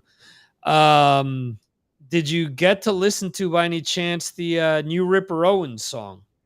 No, I need to listen to that too. Jeez, see, here's the problem. When I work nights, I sleep during the day, and I actually slept really good today, so that was pretty awesome. So Yeah, I didn't get to hear that, and I'm anxious to hear that. Right. Because the Belmore brothers, I Right. think they're top shelf. I think I do those guys too. write really good music. Yep. I find it really disappointing. Did D state why he's not going to perform anymore? Is he? Perform, Just, and then he took it a step further to say that he's not going to record any new music either, yeah. which I think is a shame. I mean, but this is similar to D doing the podcast. I thought D thought that automatically, all these people were going to flock to his podcast, and it just didn't happen. You have to work at it. You have to be entertaining. I think D just got a deal to develop, I think it's 1 or 2 movies, if I'm not mistaken. So that's going to take up all his time. So to me, I think it's kind of sad that he's decided, hey, I'm putting music to the side because, I'm going to make movies now. He already did that in the 90s too. And then he ended up having to come back to music because, outside of metalheads, there wasn't an audience for his movies. There is now. Obviously the Strangelands probably influenced a lot of other movies, a lot of other horror movies that came out after. But at the time, I mean, it wasn't a huge movie. At the same time,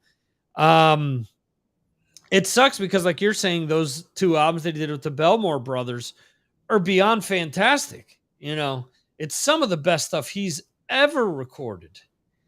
I agree, 100%. And this Ripper song sounds like, obviously Ripper doing what you know him for, but also the Belmore brothers doing some heavy ass riffing and drumming, and it, I would say that it sounds a little like heavier Priest, to kind of feed into what Ripper's known for, which makes sense as well. And I'm looking forward to hearing everything that's on this new album. So I was pleased with what I heard. The other thing that I had written you about, which, unfortunately, I didn't even know that they released a new album today until I saw one site list it, and I was like, okay, well, the problem is that if only one site lists it, it's usually because they messed the dates up. So I couldn't find the information anywhere else, and then all of a sudden I see new Loudness video off of their brand new album that just came out today. Wow. And so I listened to the track a little bit before going live, and okay, it sounds okay. I mean, I like my Loudness, fast and heavy, and and this is kind of middle of the road type of a song. It's I get it. They're trying to make like a sing-along type song. It's called, if I remember correctly, it's called EO EO. Not Easy-O. No, not EZO. Although I do think that one of their members is a former member of EZO. Yeah. But yeah. So I'm the band that is canceled on M3 more than anyone else, I think. Loudness. Oh, wait, no. Oh, guy, what's the name of those guys from Philly that finally played this last year? Brittany Fox. No, not those guys. No, the one I'd never heard of before. Why can't I think of the name? Shelly, help me out. The band, remember the band from Philly that finally showed up at M3, and they. Yeah, Shelly's working on it. They were actually really good, and they said they've recorded a new album. It's supposed to be out this fall. We'll see if that really happens. That's the other thing. When bands come out and say, "Yeah, we recorded a new album. It's going to be out," and then crickets. Extreme's a great example of that. I mean, before COVID, they had already recorded a brand new album. It was done. It was in the can, and by all accounts, from anybody that heard it, it was incredible. And that's been probably 3 years now, right? And nothing. But of course, Extreme was supposed to be at M3 this last year, but Heaven's Edge. That's it, Shelly.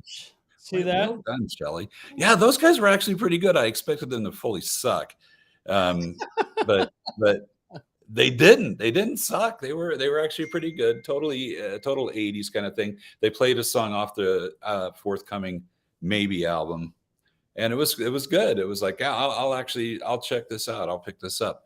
But back to Extreme for a second. So of course they canceled M3 because somebody in the band, or well, they don't say the band, but somebody in their group, right, had COVID, which sucks. Guy, we're gonna go off. This is the way I live in Tangent City. No, that's fine. Yeah. So Dead Daisies. So they're. I like that. I mean, who would you consider the most important person in that band is right now? Well, not the bass player, unless it was me, then it would be the bass player. But the singer, right? The singer. And he gets COVID, so it's like, oh, well, you know what? We'll just get two guys and go on without him. Which I think that's kind of a great show business thing. The show must go on. I'm down with that. But the most important guy in Dead Daisies is the guy footing the bill. Let's be honest. Okay, Dan, Victor, you're so on point. Yeah, that's right. Without money, those Dead Daisies are no longer dead. They're deader than dead. They're deader than Dead Daisies. Yeah. Yeah. How much money? It's like it was an Axel Rudy Pell. I love it when guys can actually buy success. I mean, just think how famous you and I would be if we had, like what we're not. Let's say $50 million to like put into this. Yeah, we'd be at least top 5 podcast. Aren't we now in our own minds anyway? Well, we should be. I mean, but yeah, of course we got to you do all the heavy lifting. I'm just kind of like the sprinkles on the donut here. Not saying you're a donut, but there's nothing wrong with being a donut. I love donuts. Oh God. Yeah. So Dead Daisies marching on without their singer bass player. I am a little disappointed they didn't call me, but it is what it is. I've got to get my my bass playing resume ready and there you go. My audition tape and get it out there for people. I don't quite have the look though. I don't know. What was it? Oh, it was Orianthe that you just sent out her song, which by the way, I really liked it. Yeah, it was a cool song. That was just straight up rock. And it seems like some of the stuff she's done in the past it's been okay, but it's not been, super rock. And she didn't really showcase her guitar work. This seems like it is heading in that direction. I asked this to one of our patrons. How is she dating Richie Sambora? Richie's how old? 70 what? She's in her 30s.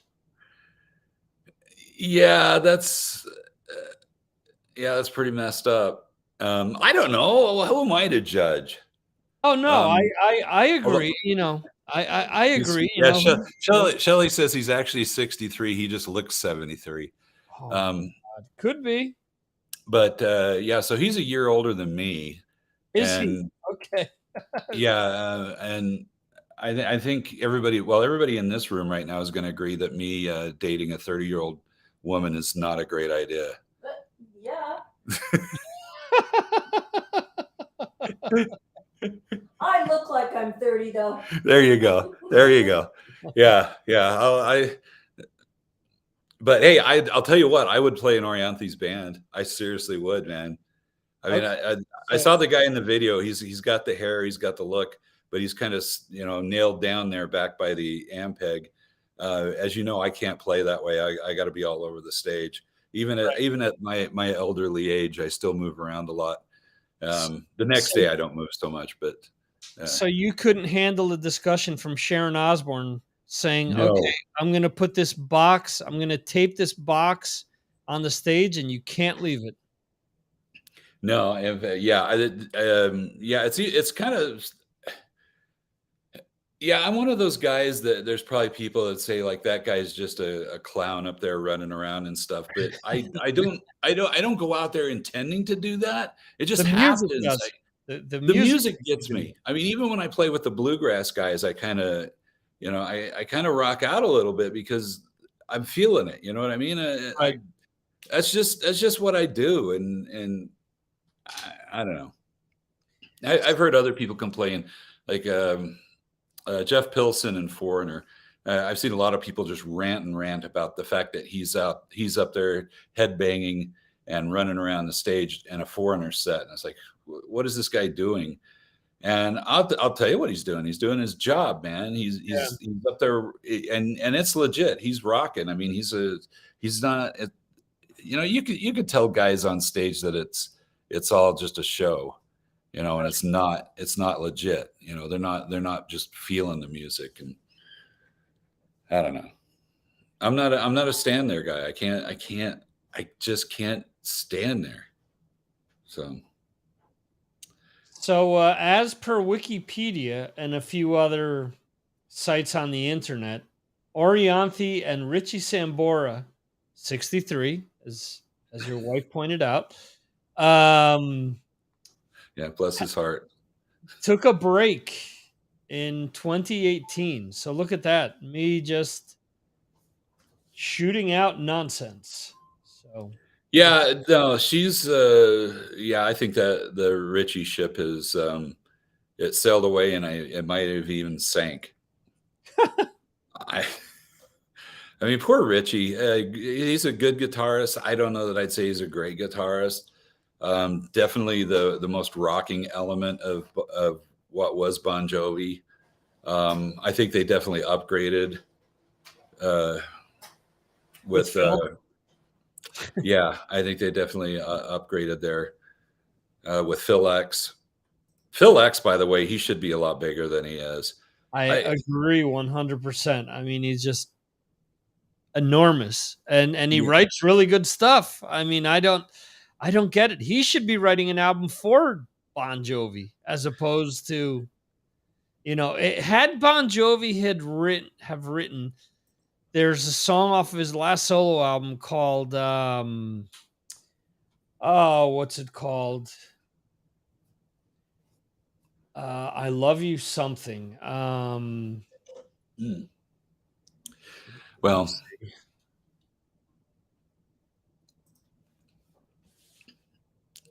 but yeah, Orianthe is 37, by the way. Okay, she's a kid. In comparison to him, yeah. I'd still play in her band. So there you go, Orianthe. If you're watching this right now, that guy who looks all rock starish and stands there by his Ampeg, if he gets tired of standing there, give me a call. So the track is called "I Love You on Her Lips." Oh, is the name of the song. If John Bon Jovi recorded that song, instant hit. Yeah. But what if John Bon Jovi actually sang it? Studio magic. Studio magic. Phil X is a great singer too. I mean, he's the song. Yeah, he's the triple threat, man. He can play guitar, he can sing, and he's a good painter, from what I understand. So there you go. Yeah, and he seems like a fun dude. I'd hang with him. Yeah. So people that should be bigger. I blame his PR firm. He needs Nikki Law on the case, or hopefully she's not his PR person. No, she's not. Which, by the way, nice interview with her. I finally got to listen to the whole thing. Oh, cool. Yeah, glad you enjoyed it. Yeah, great stuff. Yeah, I've been wanting to interview her for some time now, for a bunch of years. Have asked every so many years, and it's always been, oh no, not. I don't do that. And then finally, when I saw she made a post on social media saying, "Hey, I'm open to doing interviews," like a second later, I wrote her.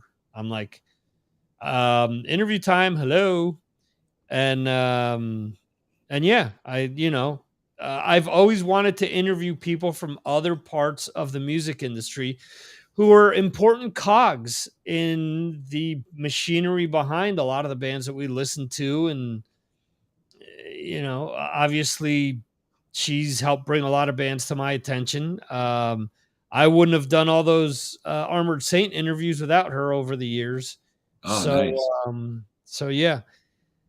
And she's always been, it's funny because I write her an email requesting a band, and we end up, catching up, and it's 20 emails 2 days later, where we've been going back and forth. So it was cool.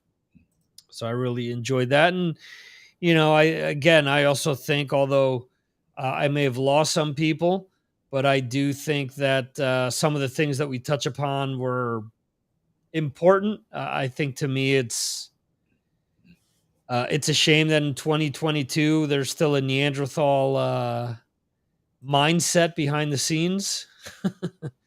So good on her for starting her own shop and doing what she wants to do. So Yeah, it's which that kind of stuff's just weird to me because for the past 30 years, my boss has always been a woman, and I never looked at it that way. I always just right. looked at it, it's my boss. Yeah, And I don't know. I see the world differently than other people. I see people as people, right. No matter what's coming out of your butt. Well, you see some as dumbasses.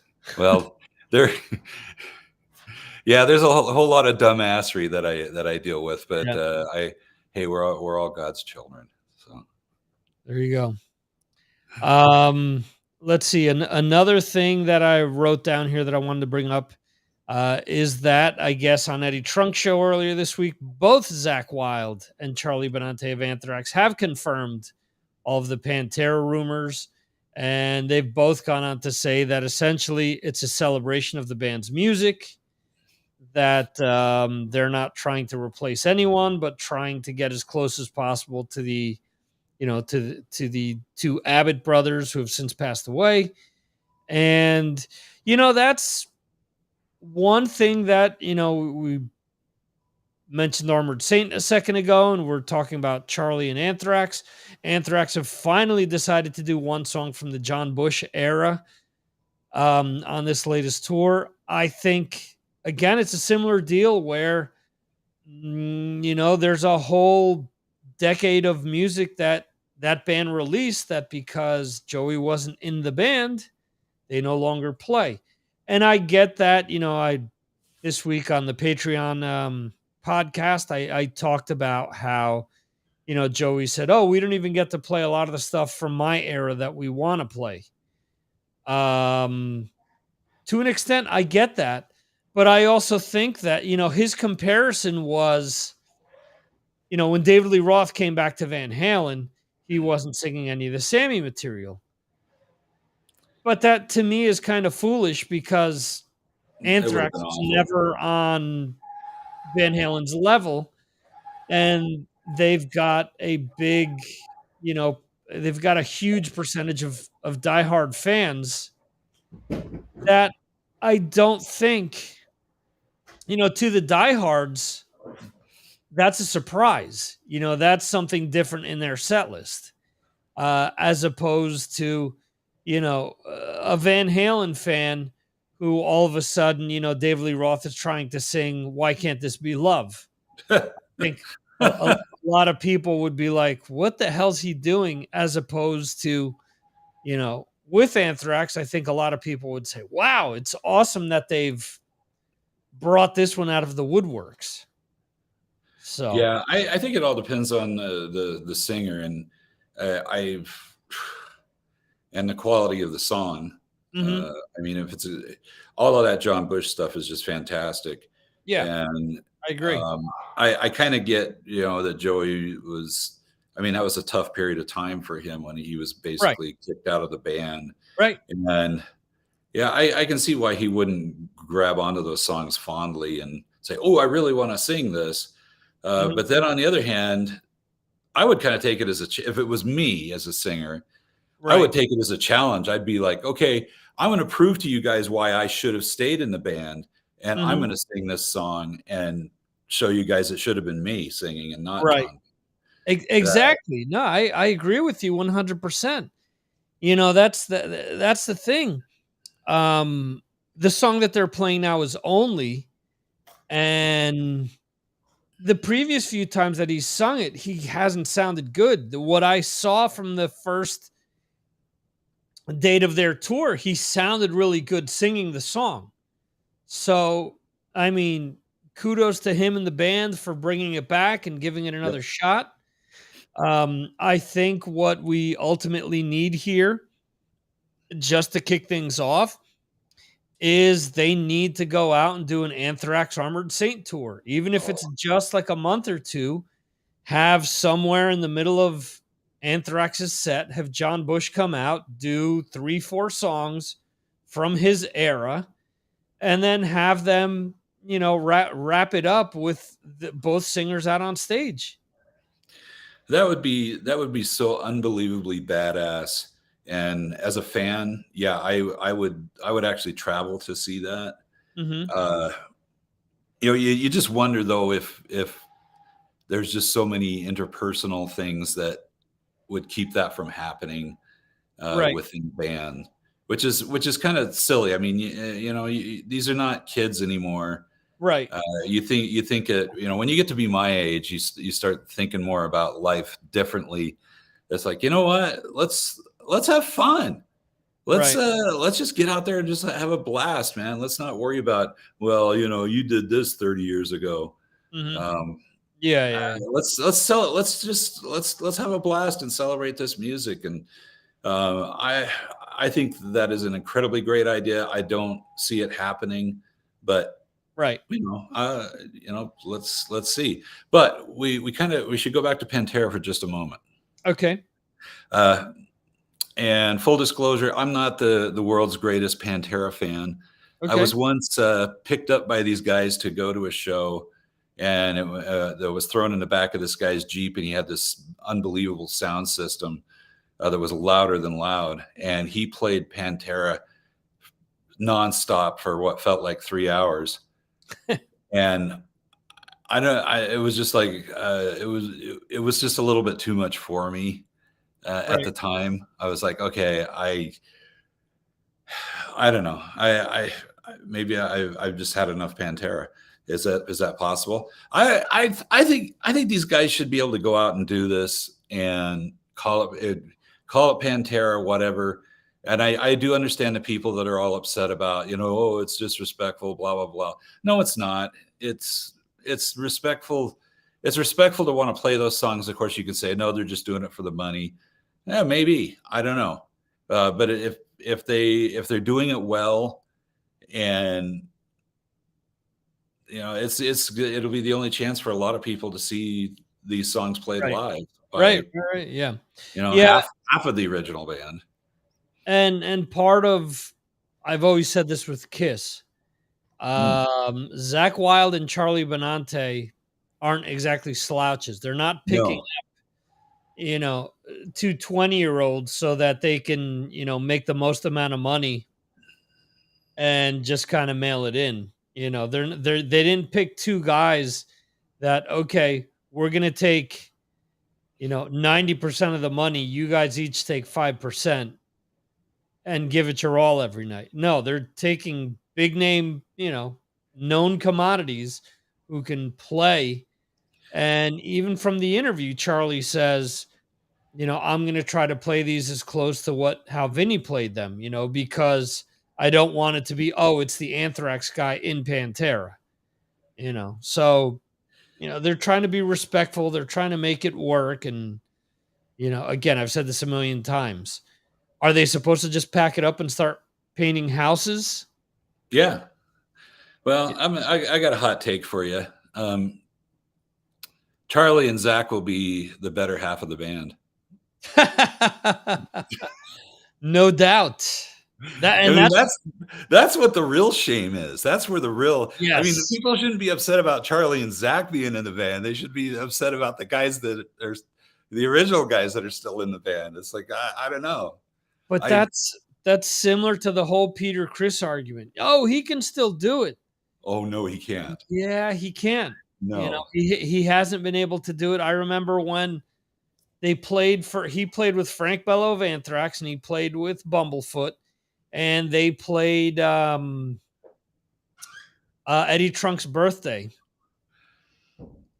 And they had to slow the songs down tremendously because Peter just couldn't play them, you know, at the regular speed. And then he was off throughout the songs. You know, it was heartbreaking for someone that, you know, when you grow up on someone's playing and they're a huge influence on you picking up the instrument, it's disheartening, you know. And I get it. He's in his 70s. So physically it's demanding, but don't go in there like I'm gonna flip that, because just because you're in your 70s doesn't mean you still can't play. Yeah, there's plenty of dudes out there, and of course me rapidly approaching that age. There's plenty of dudes out there that are still killing it in their 70s. So I mean, you know, Brad years, Victor years, Peter Chris years, not equal. I mean, his are more like, well, cat years, I guess. You know, the again, yes. Gene, I mean, he couldn't play. Okay, the first Kiss reunion. All right. I was excited like everybody else. I paid the big money, went to the arena, and I was heartbroken. I was like, this is not the Kiss that I grew up with. Right. This is, I mean, Peter Chris could barely play. I guess they had to install triggers on the drums because he couldn't hit them hard enough to make them sound like anything.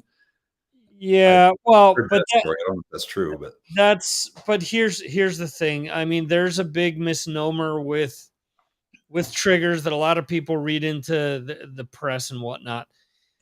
A trigger is no different than having a pickup on a guitar. Yeah.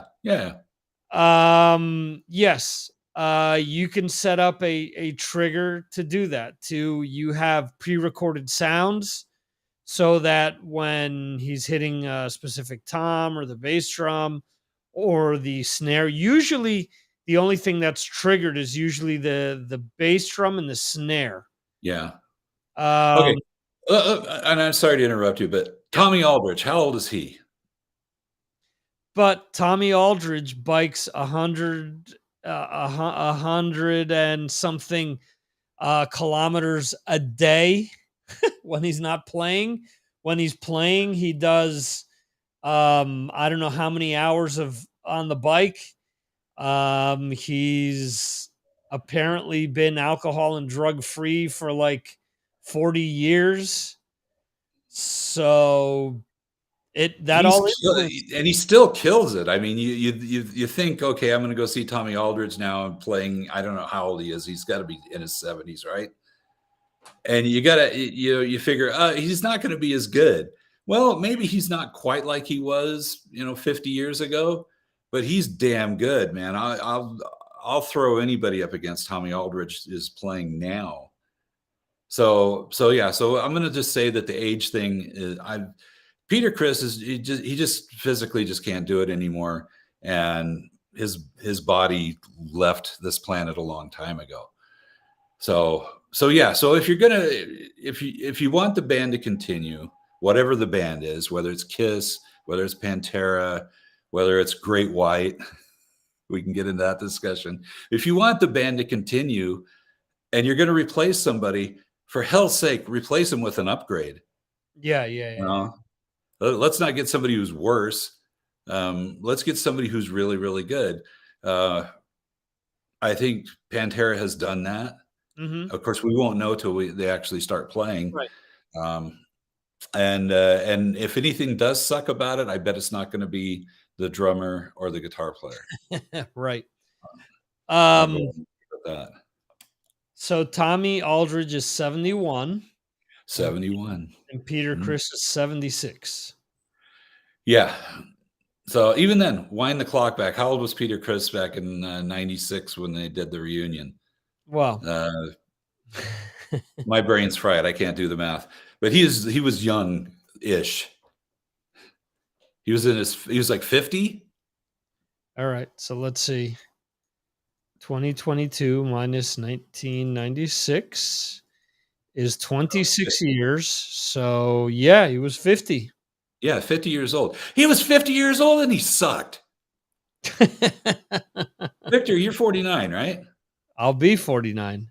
Okay. So you got a whole nother year before you suck. If you repeat or Chris.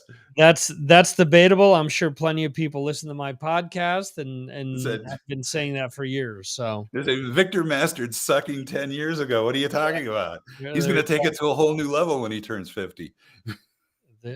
there you go. No. Yeah, so I'm just going to say age. Forget about age. Let's just look at the person, the player.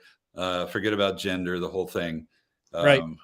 Yeah. Let's just look at how well people play. Ability. I say that I want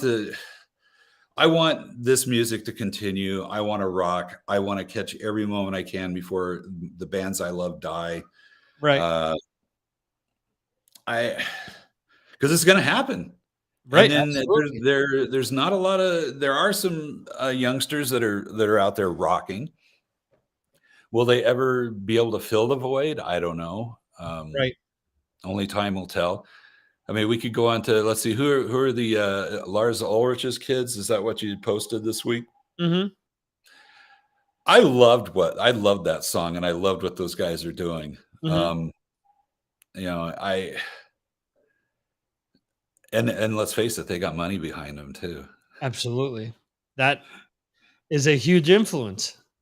So here's the real question about that. If your dad is a legit rock star worth, millions and millions of dollars, and you want to be a musician, but you don't have to do it the old-fashioned way where you just slave it out in the garage.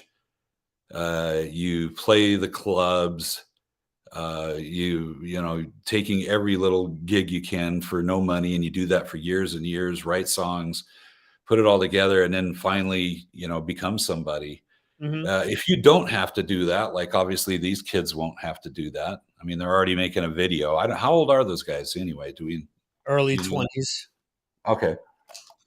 Yeah. Are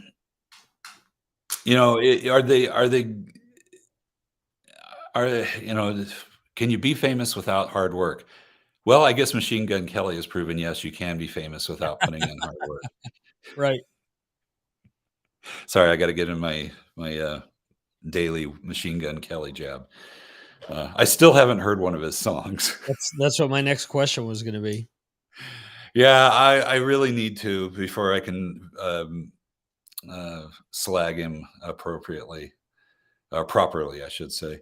Mm-hmm. But it's fun to make fun of people when you have no idea what they're about, though. And let's face it, if I was him, I'd say make fun of me all you want, because guess what I got waiting for me at home? Yeah. Aside from Megan Fox, the money. The money. Yeah, I'll take both those things, Bob. So anyway, so back to kids of rock stars actually being successful. There's been a few. Let's see, who is it? Bob Dylan's kid. Yeah, Jacob, John Lennon's kid. But did they really have a career? No. I don't know. They had a moment. Right. I think that's a fair assessment. Yeah, I mean, I look at the Zappa kids, how they came out wanting to be, a rock thing. Dweezil did a few albums. Him and Amit got together, did the Z thing for 2 albums, and toured clubs, and that fell apart. And then Dweezil's like, well, you know what? I'm just going to play my dad's music and actually make decent money. Mm-hmm. And yeah, it's kind of a shame. I mean, it's great for people who love Frank Zappa's music, but it's kind of a shame that here's a guy that's really talented, can write really good music, but he's not going to, because, gee, that's a lot of work. And what am I getting for it? playing And in then front you of. have the flip side to that is Wolfgang Van Halen, Oh yeah, who's been, steadfast at not doing the Van Halen stuff, or he wants to do his own stuff instead. he's actually a great example of somebody who it'll be interesting to see where this goes from here. Mhm. I actually like his album a lot. I really wanted to see him when he was here, but COVID was blowing up at the time, and I couldn't, with good conscience, go out there. Right. I'm hoping that he does another tour, and I would love to see his band and check it out. And I hope he's got some legs to it. I hope it's not like, I did an album, I did a tour. Now I think I'm going to go sit on the beach and eat donuts. Right. I hope that, it goes back to, if you've already got the millions, Mhm. are you going to work at it? Are you going to put the time in? Are you going to try to grow this thing and really make a career out of it? Do you have that passion in you that's going to make you want to keep recording and touring? Yeah, he's talked about, he's supposedly gonna record his second album when he wraps up his tour. So Yeah. I think it'll be interesting to see what he's written, if it's along the lines of the first album, if he's evolved any. Because I think he's got a lot of people rooting for him, Yeah, he's also got a lot of haters. But I think that also has a lot to do with the fact that it's easy to hate on him because, first of all, he likes to answer people. And second of all, you've got a lot of these clowns that will just set up a fake, Twitter account just to be like, hoo, I fucked with Wolfgang, as opposed to, because the same people that are posting this stuff, it reminds me of a guy that I ran into at a show a few years ago. He was saying how crappy a band was, and then once it was all said and done, he was like the first guy in line asking them for a pick. So if the band sucks, why are you asking them for a fucking pick? Yeah, that's a weird part of the population that I'm okay not understanding. And I'm okay if I never had to deal with that kind of person. Right. But I figure every time that I get to hang out with you here, it's another chance to get trolled. So come on, boys. What do you got? What do you got for us? Right. Would that be a sign of success, Victor? If we got trolled here, would we put that as a badge of honor? It's like, hey, look, we're actually getting trolls now. Yeah, I think that would show that people are paying attention. Yeah. All right. Well, maybe I get my brother to pay somebody to troll us. There you go. You brought up Great White. Have you listened to anything with Andrew Freeman singing? I have not. Here's the thing, and I know you're on the same page with me on this. It's weird to think that there's only one person that can sing those songs properly. Right. But I'm kind of in that camp until I hear somebody else come out and sing those songs and really, really knock it out of the park. I mean, when you got somebody like Terry Luce who can really sing, that guy can really sing great live still. And he's older than me. He can still sing his ass off live. Right. But those songs are just so unique and another voice just doesn't work. From what I understand, I've not seen Jack Russell's Great White. From what I understand, he's singing great. And not as great as he was back then. And he's not sitting on a stool singing. I know he can't move around like he used to, but he's still up there. Andrew Freeman can really sing, and not only that, but he's an incredible front man. I've seen him a few times doing things, and the guy's a legit entertainer, and he's got the goods to back it up. And the rest of that Great White Band is boring, really boring. I mean, oh my gosh, Michael Lardy playing keyboards and guitar. He makes Jonathan Cain look like a rock star. Well, they don't Talk move about around it. at all. Yeah, here we go. I'm just going to full on roast people now. We saw Journey a month or so ago. Jonathan Cain, why? I guess it's for legal reasons he's still in the band. If you're going to upgrade that band, replace him. I mean, he brings nothing to the show. When he's playing guitar, the hilarious thing is he like brings out this badass Gibson Explorer. Mhm. It's like, dude, I think Gibson should be the first people to rush the stage and say, no, we don't want you playing our guitar. Right. Because let's face it, you're really not playing guitar. Right. You're not even modeling it well. You don't look cool. You look like, I don't know, somebody that's been plucked out of an office somewhere that's on his coffee break and he's pretending to be a rock star. Then you're not even doing a good job of it. I mean, Journey actually has a keyboard player in the band. Gee, why do they need another keyboard player? Right. No, it's Yeah. exactly what you said. It's legal reasons. Yeah, he's there because he's got a chunk of the name and I got to tell you, that new album, I know Jeremy really likes it, Mhm. and I finally listened to the whole thing, and I don't know if it's just the production or the songs, or I just found it just average at best. Mhm. It really, man, I know I've only listened to it once. I haven't given it the full Victor M. Ruiz test where I got to listen to it twice, and I will get there. I'm not going to stop listening to it, and I won't stop believing. There you go. But I'm not impressed. A lot of it sounds like Neil Sean's solo stuff, sonic wise. Yeah, there's one song on there. It's okay. Let's write something that sounds like Separate Ways, but Yep. Yeah. They kind of 22 touch on version. that, and I'm actually okay with a band with that kind of a legacy, kind of paying homage to their Right. to their old stuff and kind of tipping the hat, maybe a lyric or maybe a little song passage in the song that kind of like, Right. I see what you guys are doing there. Yeah. I'm okay with that. I don't blame them that. I mean, if they were totally copying the song, it's like, this sounds exactly like that.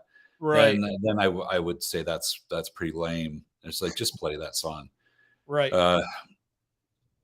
So Journey live, I mean, they were good. I thought Arnell was actually really, really good. There's people that are probably going to claim that it wasn't him really singing, but he was running around. In fact, he was running around the stage, jumping off stuff. And I think it was Shelley who said that, he's running around too much.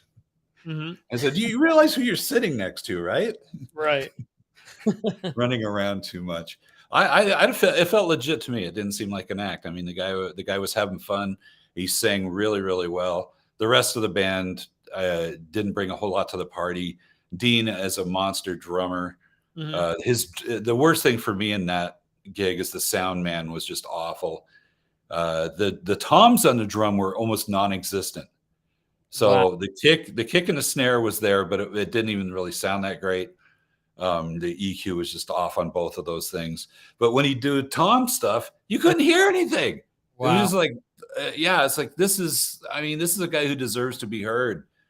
What are you doing here? Right.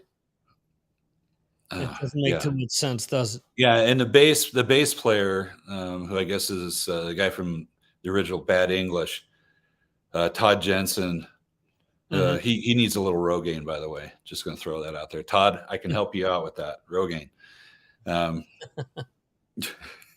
I respect you for hanging on to the hair, but you could just use a little bit of extra quaffing there. His bass sounded awful. I don't know that he has any idea how bad it sounded out there. I mean, he's playing this Music Man Stingray where the pickup's set way back by the bridge, and then he's playing right over that pickup on the bridge. So the tone is just very, very trebly and flat, and there's no bottom to it. Mhm. And I'm like, yeah. I don't know. I could go off on that because I know they had what's his name that was in the Dead Daisies for a while, and Marco help me out. Mendoza. Yeah, Marco Mendoza, he actually was part of this when Randy Jackson couldn't do the tour. They got Marco in there, and Neil dismissed him because he was playing too many notes. He wasn't playing the songs the way they were recorded, and so he wasn't happy with that, which that sounds kind of weird. Marco Mendoza is a great bass player. Yeah, I think he probably would have been awesome. I don't know what's going on, but Neil's in his 70s, right? So Neil can still play. You can't overshadow, the center of attention, unfortunately, Wow. That's a great point. Well, all right. So there you go. Journey. But I'll tell you what, they filled that place. I mean, this is an arena. It's the arena where the Jazz play, over 20,000 seats. Oh, wow. And it was packed. I mean, I shot a video of panning the arena, and even way, way up there, the seats were just packed. And people were loving it and going nuts. And I was like, okay, I'm impressed that Journey can pack this place. I mean, that's impressive. Did they play alone or with someone else? No, Toto was warming up. Okay. And, I know there's a lot of Toto haters out there, but I'm going to say that you've never actually listened to their music, because they've got some they're all monster players for number one, but forget about that. They've got some really great songs too, but they were awesome. And here's the other thing is that Toto, I've never heard a band sound good in that arena. In fact, I pretty much refused to go to see a concert there because the sound is so bad. Toto sounded fantastic. Wow. You could hear everything. No, I took the earplugs out. It wasn't crazy ass loud. You could hear bass, guitar, keyboards, drums. You could hear everything, all the vocals, the backing vocals. I was like, oh my gosh, how is this sounding so good? And then I was so excited. Journey comes on and they sound like crap. So that shows you that their sound person was just crap at what they're doing. That's surprising, because a band like that, you would expect that they would have a good sound person. Yeah. So it can be done. So I'm going to throw out a challenge to all the sound men out there. Make the band sound good, for hell's sake. Right. I feel like I start to wonder, am I the only one here who really cares that this sounds like crap? Well, because you kind of look around, you're like, oh, everybody's smiling and singing, and I'm like cringing. I'm like going, God, I want it to sound good. Yeah. At the end of the day, it could be that their regular sound guy just wasn't with them, or there you go. Knows. Maybe he had COVID. Could be. Yeah. So anyway, we could go off on a whole rant of sound stuff. So let's see, where did we go here? We're talking about kids of famous rock star parents being successful.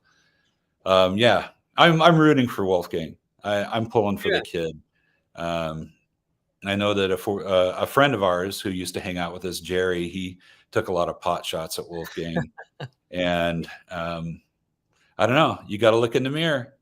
I'm just saying, man, if you're really going to tear somebody down, here, right after I just say, I'm bagging on Machine Gun Kelly. I just do that for entertainment purposes. I don't really know that he sucks. I'm just guessing that he sucks. So I'm not going to say that he sucks. So here's my question to you. Okay. Would you prefer to play bass with Orianthe, Ooh, Journey, or Blue Oyster Cult? Oh, Blue Oyster Cult, hands down. Yeah. I grew up on that stuff. That's like some of the first music I ever played on bass, and I've loved those guys since 1974. Mm-hmm. And which they're doing something really badass here in September, and I want to go to this so bad. They're playing the Sony Theater in New York. You ever been there, or is that past your time? Been outside. How big is that place? It's like a little theater, right? Yeah, I think it seats like about 8,000, I think. Wow, really? Okay, well, that is pretty big. Maybe I can still do this. So they're doing 3 nights in a row at Sony Theater in New York. The first night, they're playing the entire first album, and they're having Al Bouchard, original member, come back and play with them. And then they're taking a break and coming back and doing a whole nother hour of deep cuts. Oh, wow. Now, the next night, they're playing the entire second album. taking a break, coming back, doing another hour of different deep cuts than they played the first night. The third night, they're doing the complete third album, taking a break, and a third hour of deep cuts that they didn't play the previous 2 nights. Wow. How insane is that? These guys are in their mid 70s. I mean, Eric Bloom is what, 77? Mm-hmm. They're doing 3 nights of over 2 hours a night and all different songs, not one song repeated, supposedly. Mm-hmm. I mean, I have a hard time believing they're not going to do Godzilla every night. And they're not going to do Don't Fear the Reaper, and they're not going to do Burning for You every night. But maybe they will as the encore. Maybe you just gave away each night's closer. There you go. But I want to go to that so bad. And I'm wrong. It's a 1,500 seater. Okay. That's still enough that maybe I'll be able to get seats. I did look at tickets, and the 3-night packages was all sold out, but you could buy tickets for each night individually. So I might still do that. I gotta figure the logistics of this, of going to this. But I mean, for somebody, of course, it's always a roll of the dice when bands get this old. Because I went through a few years where Blue Oyster Cult they really weren't great live. They weren't. They were just barely good. Saw them at M3 a couple of months ago, and they were actually really good. And so I'm holding out hope that this show would be actually really good. So, yeah, will it be like the 70s? No. Will it be like they're in their 70s? Yes. Yeah. Actually, I had "Take Me Away" come on my playlist today. I love that song. All right. Yeah, I love that song. It's Aldo Nova wrote that for them. Right. You informed me of that the last time that I put the song up. So we talk about bands, like we talk about Anthrax and doing stuff for the fans. Blue Oyster Cult is doing something for the fans, and so I give them them full credit for that. Yeah. I mean, it's like they could be, we'll get paid the same going out and just doing the same old set we've been doing all year for an hour and 15 minutes. But no, we're going to do something just totally insane. Right. Without teleprompters. Well, as you've mentioned before, Richie has been the guy that's kind of kicked that band in the ass. Yeah, I agree. Him and the drummer, Jules Randino, I believe is his name. He's a really good drummer. And so, I mean, to me, that's the most important part of a band. I think you would agree with me. Right. That if the drummer is really good, even if the band is just, okay, Slaughter's a great example of this.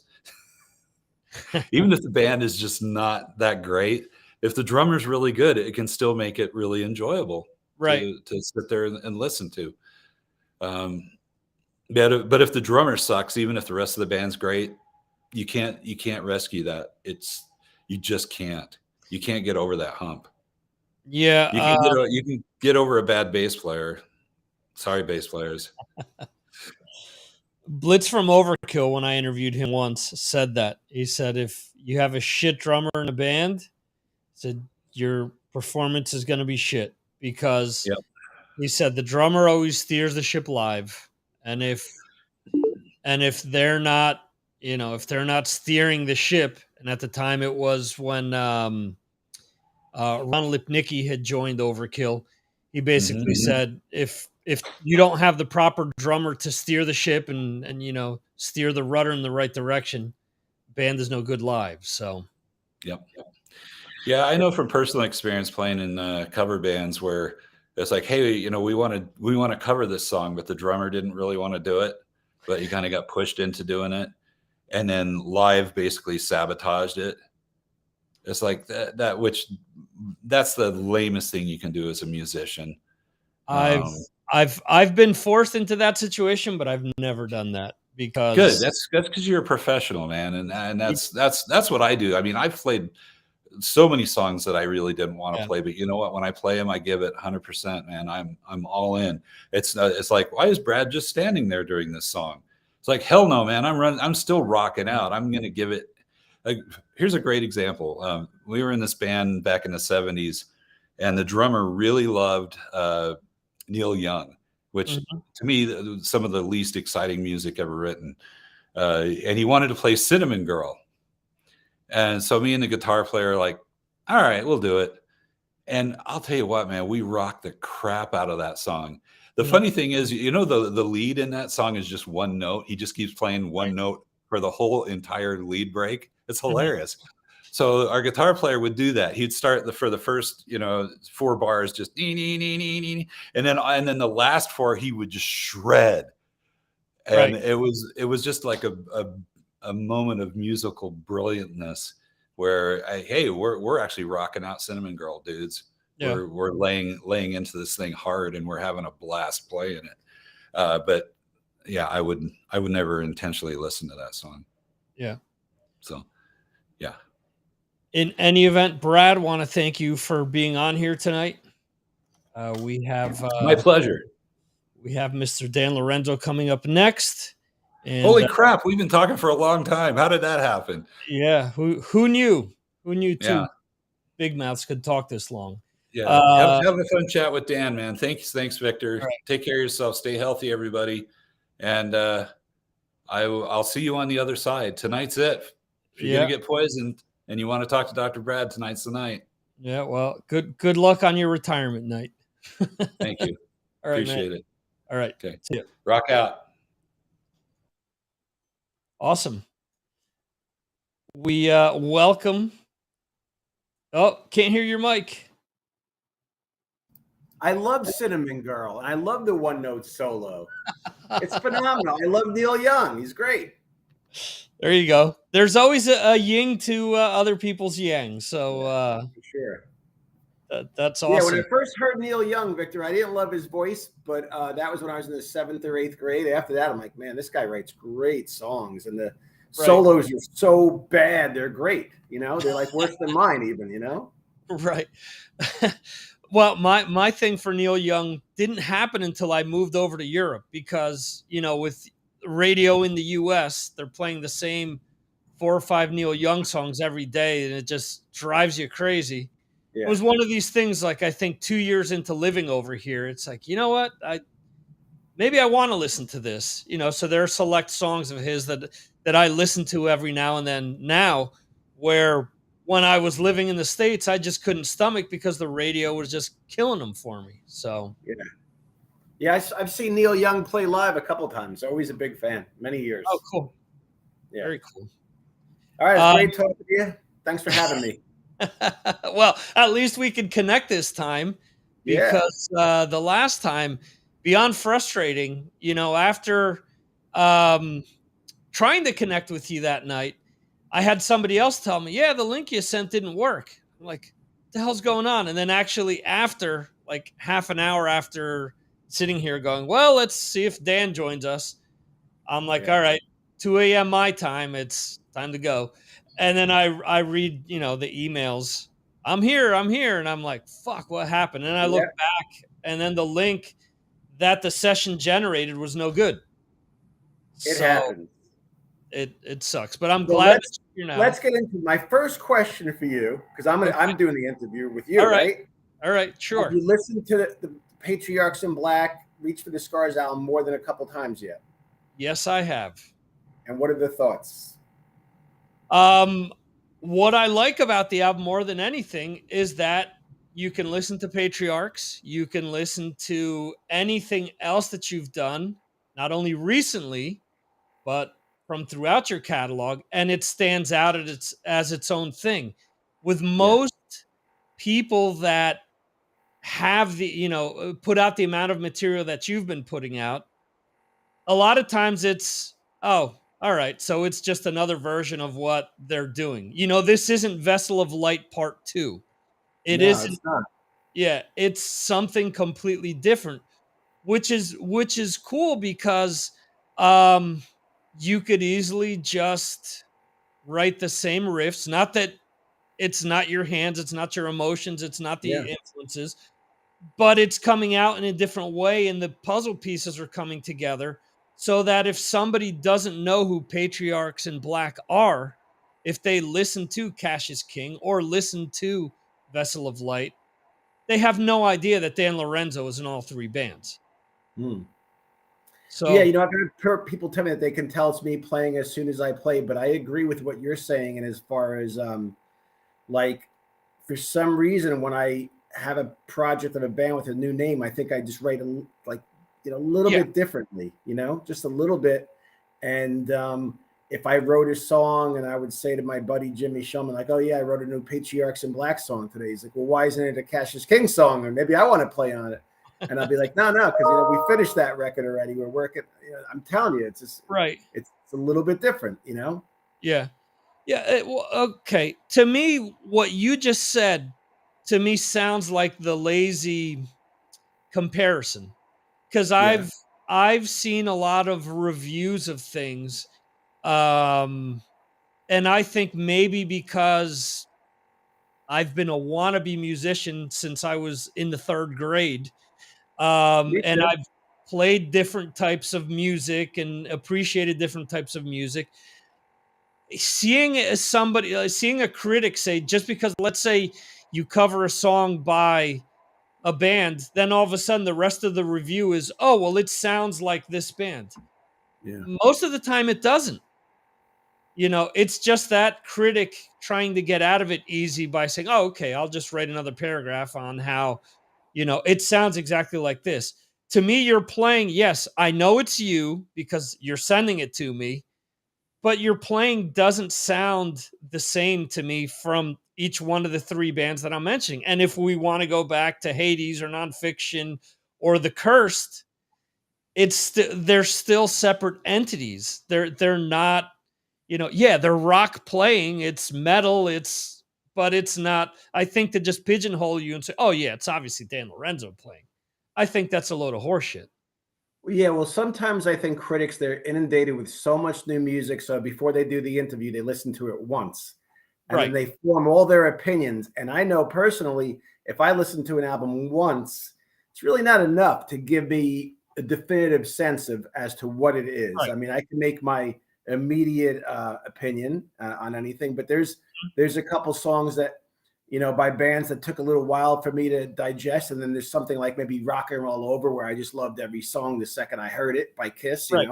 But that was a different time and place. And nowadays, because to say you and I both, we've listened to so much music over the years, it's almost not fair. Like when a friend of mine sends me their new album, I'd rather listen to the first three songs 3 times than the whole album. And then maybe, Right. get it, digest it a little bit, Mm-hmm.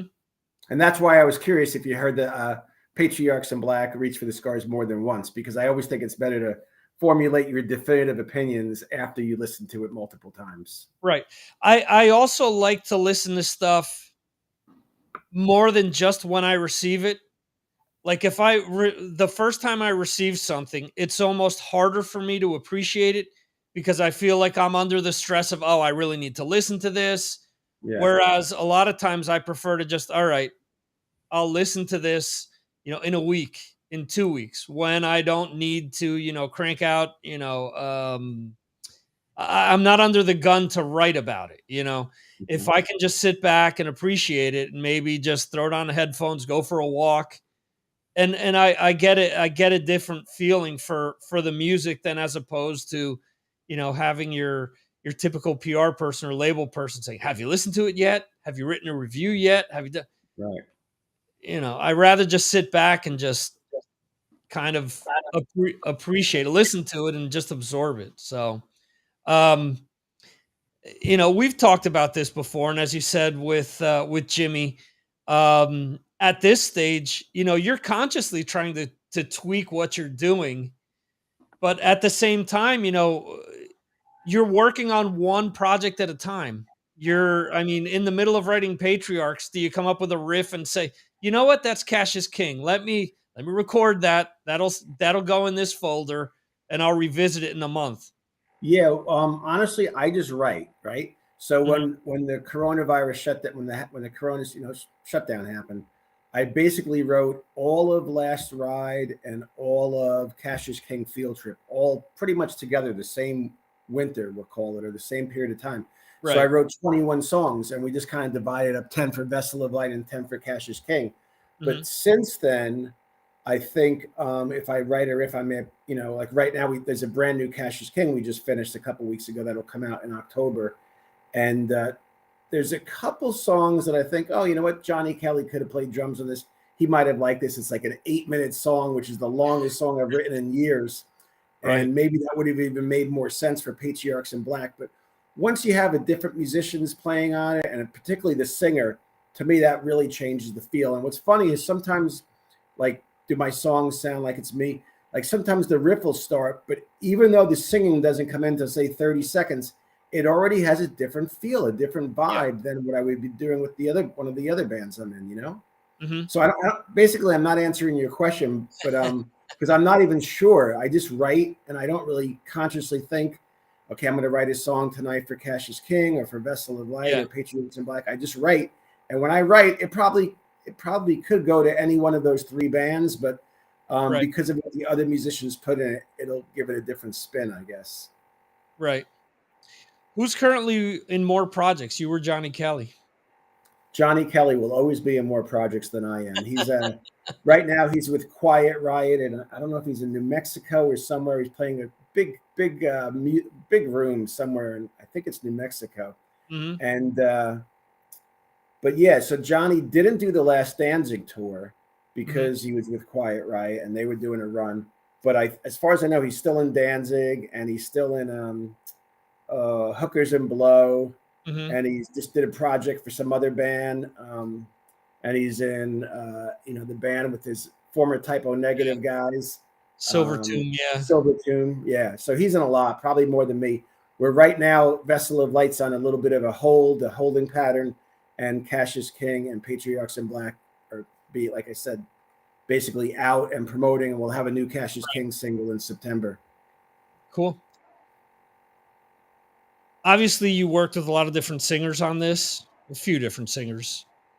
How did you guys decide what the first single was going to be? Was there something that just jumped out at you and said, it's this one? I think the first song that's finished, really, Carl, we sent him this song that didn't have it. It became Demon of Regret, the first single. Mm-hmm. And while we were waiting for him to finish, a few weeks went by, and Johnny Kelly said to me, hey, man, why don't we have a bunch of different singers on this album? And I'm like, I was thinking the same thing. And then we got Demon of Regret back from Carl. We're like, oh man, we should have just had Carl sing the whole album. It's so great. But we ended up being happy the way we did it with having 6 different singers. But Demon of Regret was finished first with Dave Niebuhr from Dog Eat Dog on bass and Johnny Kelly on drums. And that came out, pretty long time ago now. I think that actually came out in January. Yeah. And then after that, all the singers were working on a bunch of different songs. But because Carl did such a great job, I sent him a song I finished writing, in January, and the very last song I finished writing, I believe in February or March, whatever it was. Mm-hmm. So, I'm so happy with the whole album. I really love it. I'm so into it. Do you think moving forward, you would want to do similar to Cassius King and just have one singer, or do you want to just keep it open and just see who's available? Yeah, as much as I love Carl's voice, I wrote an 8-minute song for the next record. It's like the most evil sounding riffs I've ever written in my life. I'm so excited about it. And I love Carl's voice, and Carl would love to take Patriarchs in Black and make it a band. But I also love John Costco's voice. I love Dewey Bragg's voice. I love Jimmy Mecco's voice. Everybody who's on the record, I'm really happy with what they brought to the table. Yeah. Do you think it's going to be the same 6 singers all the time, or do you? No. Okay.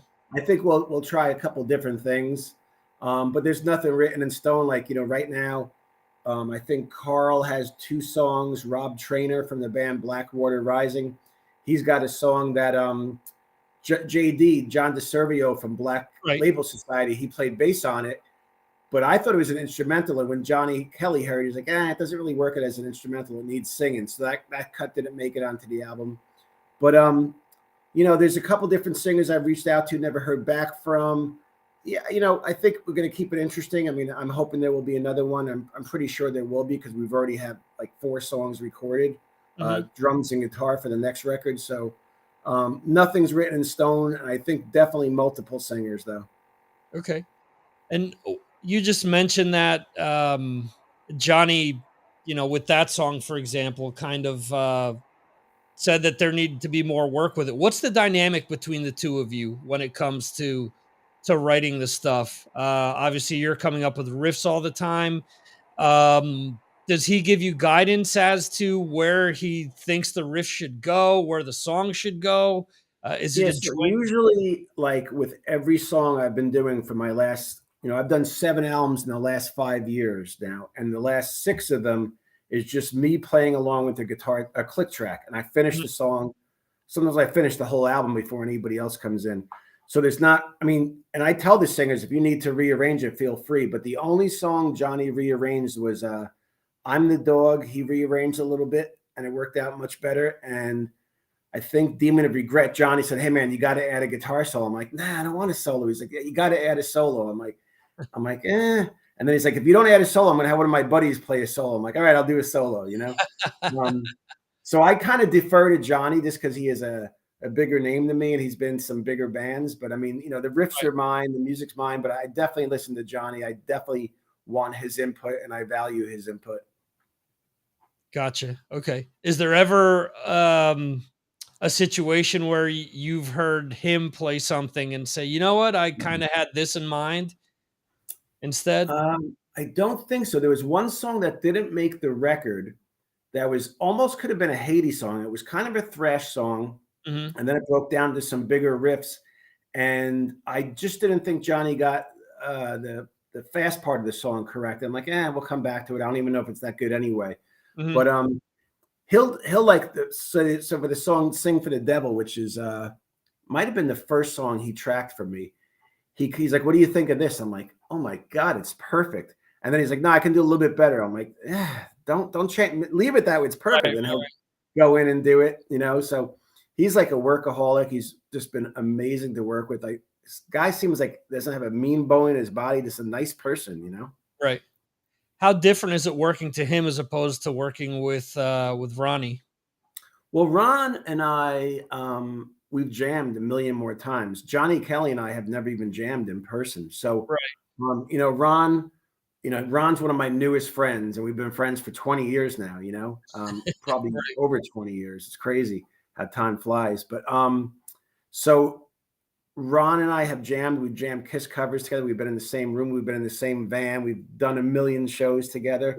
And I haven't experienced that with Johnny.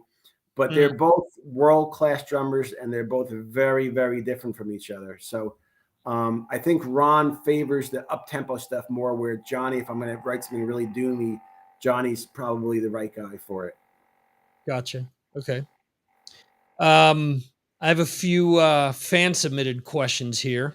Okay. Because I always reach out to my backers and say, hey, I'm talking to Dan Lorenzo. Anyone have questions? First of all, Jeremy, who's in the UK, he does a segment for the podcast, which is called the Patron's Pick, and he always picks his album of the week. And he actually wanted me to point out that he picked Reach for the Scars as album of the week, the week after it was released. So thank you. Love it. So his first question is, any big names that you'd love to work with on a future Patriarchs album? Yeah, reached out to Phil Anselmo. He never heard back, and he was a nonfiction fan, and I have he sang a nonfiction song to me in Los Angeles once to prove that he knew who I was. There's this guy who really hasn't. He's only kind of done demo tapes. His name is Robert Ellsworth. Bobby Blitz, he goes by. Yeah. I've asked him to sing on some stuff, and he told me he thinks he'll sing a song on the next record. Okay. And I think I can't get Bon Scott. I can't get Wendy O. Williams. I would love to get Wayne Static, but all my heroes are dead, man. Musically, Lane Staley. I don't know who else I would really. Pete Steele, but I can't think of anybody else that I'd really love to get. Oh, there's a singer, and Alabama Thunder Pussy. I'm not familiar with their music, but I heard his voice. I'm like, man, that guy's voice is perfect for me.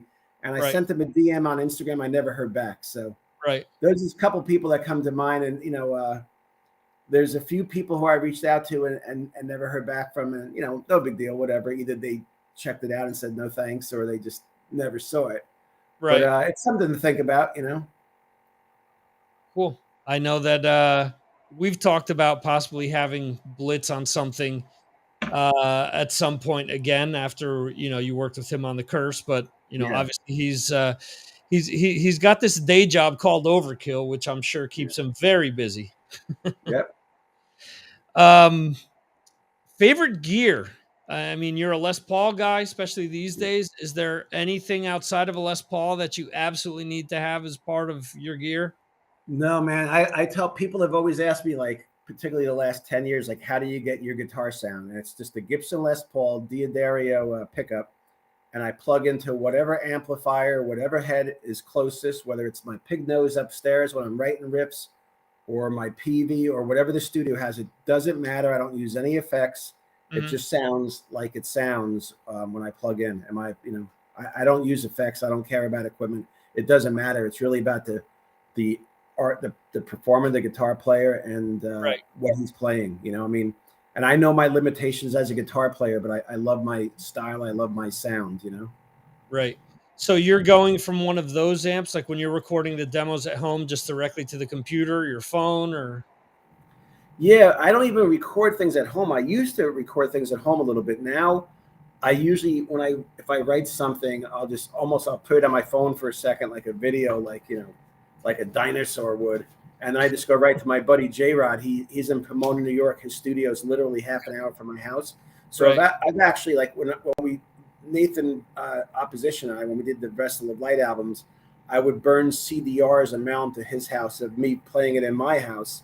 And I just stopped doing that because usually when I write a song now, I feel like it's getting easier and easier, Victor. I just write the whole thing out, I arrange it, and then I go and record it. Yeah. Well, and with the video, there's no mystery as to what the hell is I playing there. So yeah. Let's see. Mike Jones sends in this question. Is there anything in particular that inspires you to come up with song ideas? No, I just play guitar whether I'm generally a happy guy, almost always happy until I turn on the news. And when I play, just things come out of me, whether sometimes I go upstairs to figure out maybe a bass line on a Jimi Hendrix song, and then I'll just play something else and something else pops up. So I don't really even need to get inspired, but I do know the one time, not that I would have had songwriter's block in many years, but I do find when I want to write a song, maybe if I want to write a song tonight and I couldn't, going upstairs using my Les Paul, I'll bring a different amplifier and a different guitar to a different room in my house. And that's been really beneficial. If I had any advice to people who were maybe having some writer's block, it's like use a different tuning, use a different guitar, sit in a different room in a house, With nonfiction, I remember I'd always write at the rehearsal studio because I'd always be the first one there, and my drummer would be setting up, and then I would just write because I was just had electricity flowing through me. So excited we're going to have a rehearsal. But I've also written songs when I almost didn't want to. Like I'll wake up in the middle of the night sometimes and I'll hear a riff and I'm like, shit, I had this great riff. I got to go upstairs now and record it, and I'm so tired. I don't want to write a riff right now. And then that riff reverberate through my head for the next night, and then I'll hear a melody line and another part of the song. And sometimes it comes at the wrong time. I mean, Sing for the Devil, I wrote the chorus for that song driving home from basketball. And I remember recording it right as I pulled into the driveway, something like that will happen. Yeah, you can never, I mean, if you listen to so many artists over the years, I mean, James Hetfield has talked ad nauseum about before he had a cell phone, he always needed to have pads around to start writing down lyrics or different things, even if it was just, scratch lyrics, just something to go by later.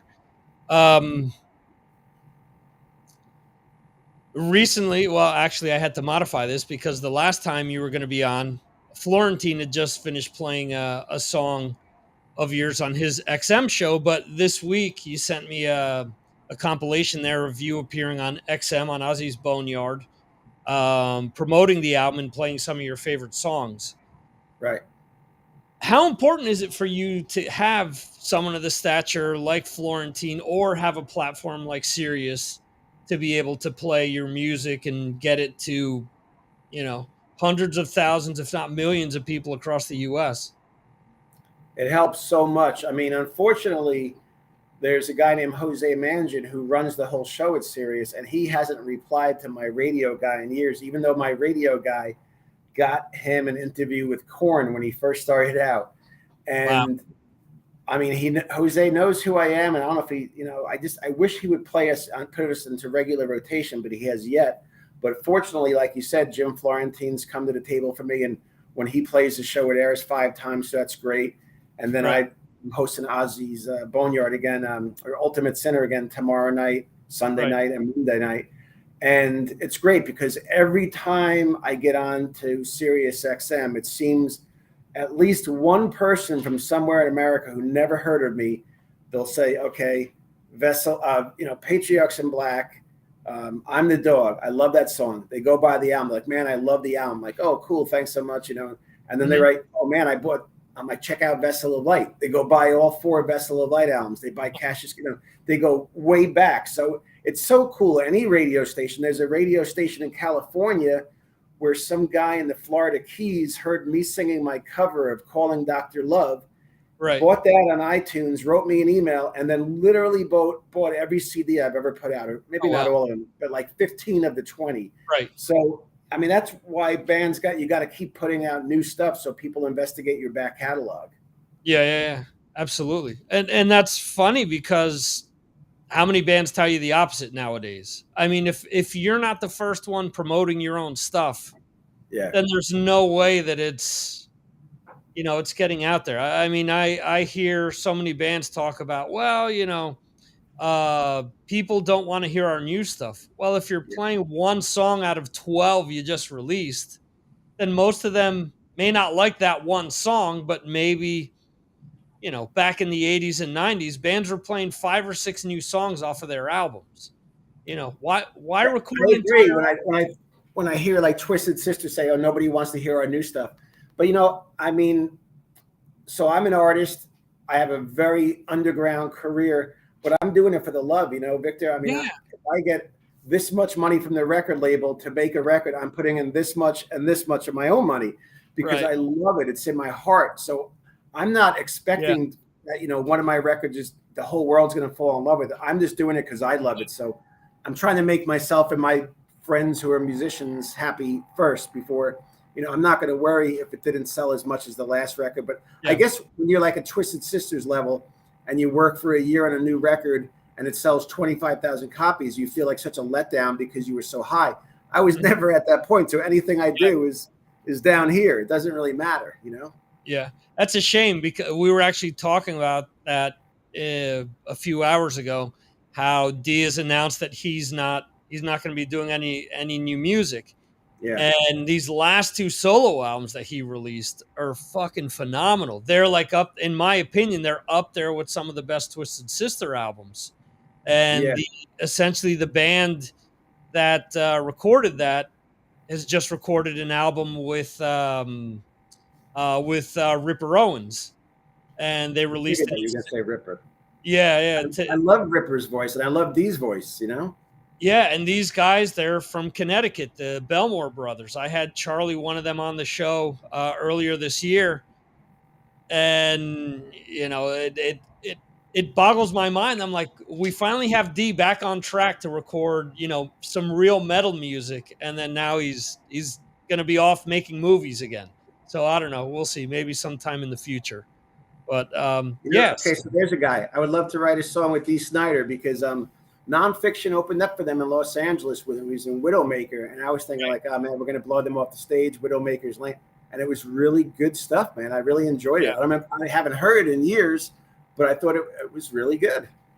That was all right. So my first ever interview was Dee Snider when he was promoting the first Widowmaker album. I bullshitted my way into interviewing him because the regular interviewer at the station up there in Morris County, she wasn't going to make it, and they're like, "Oh, just cancel it."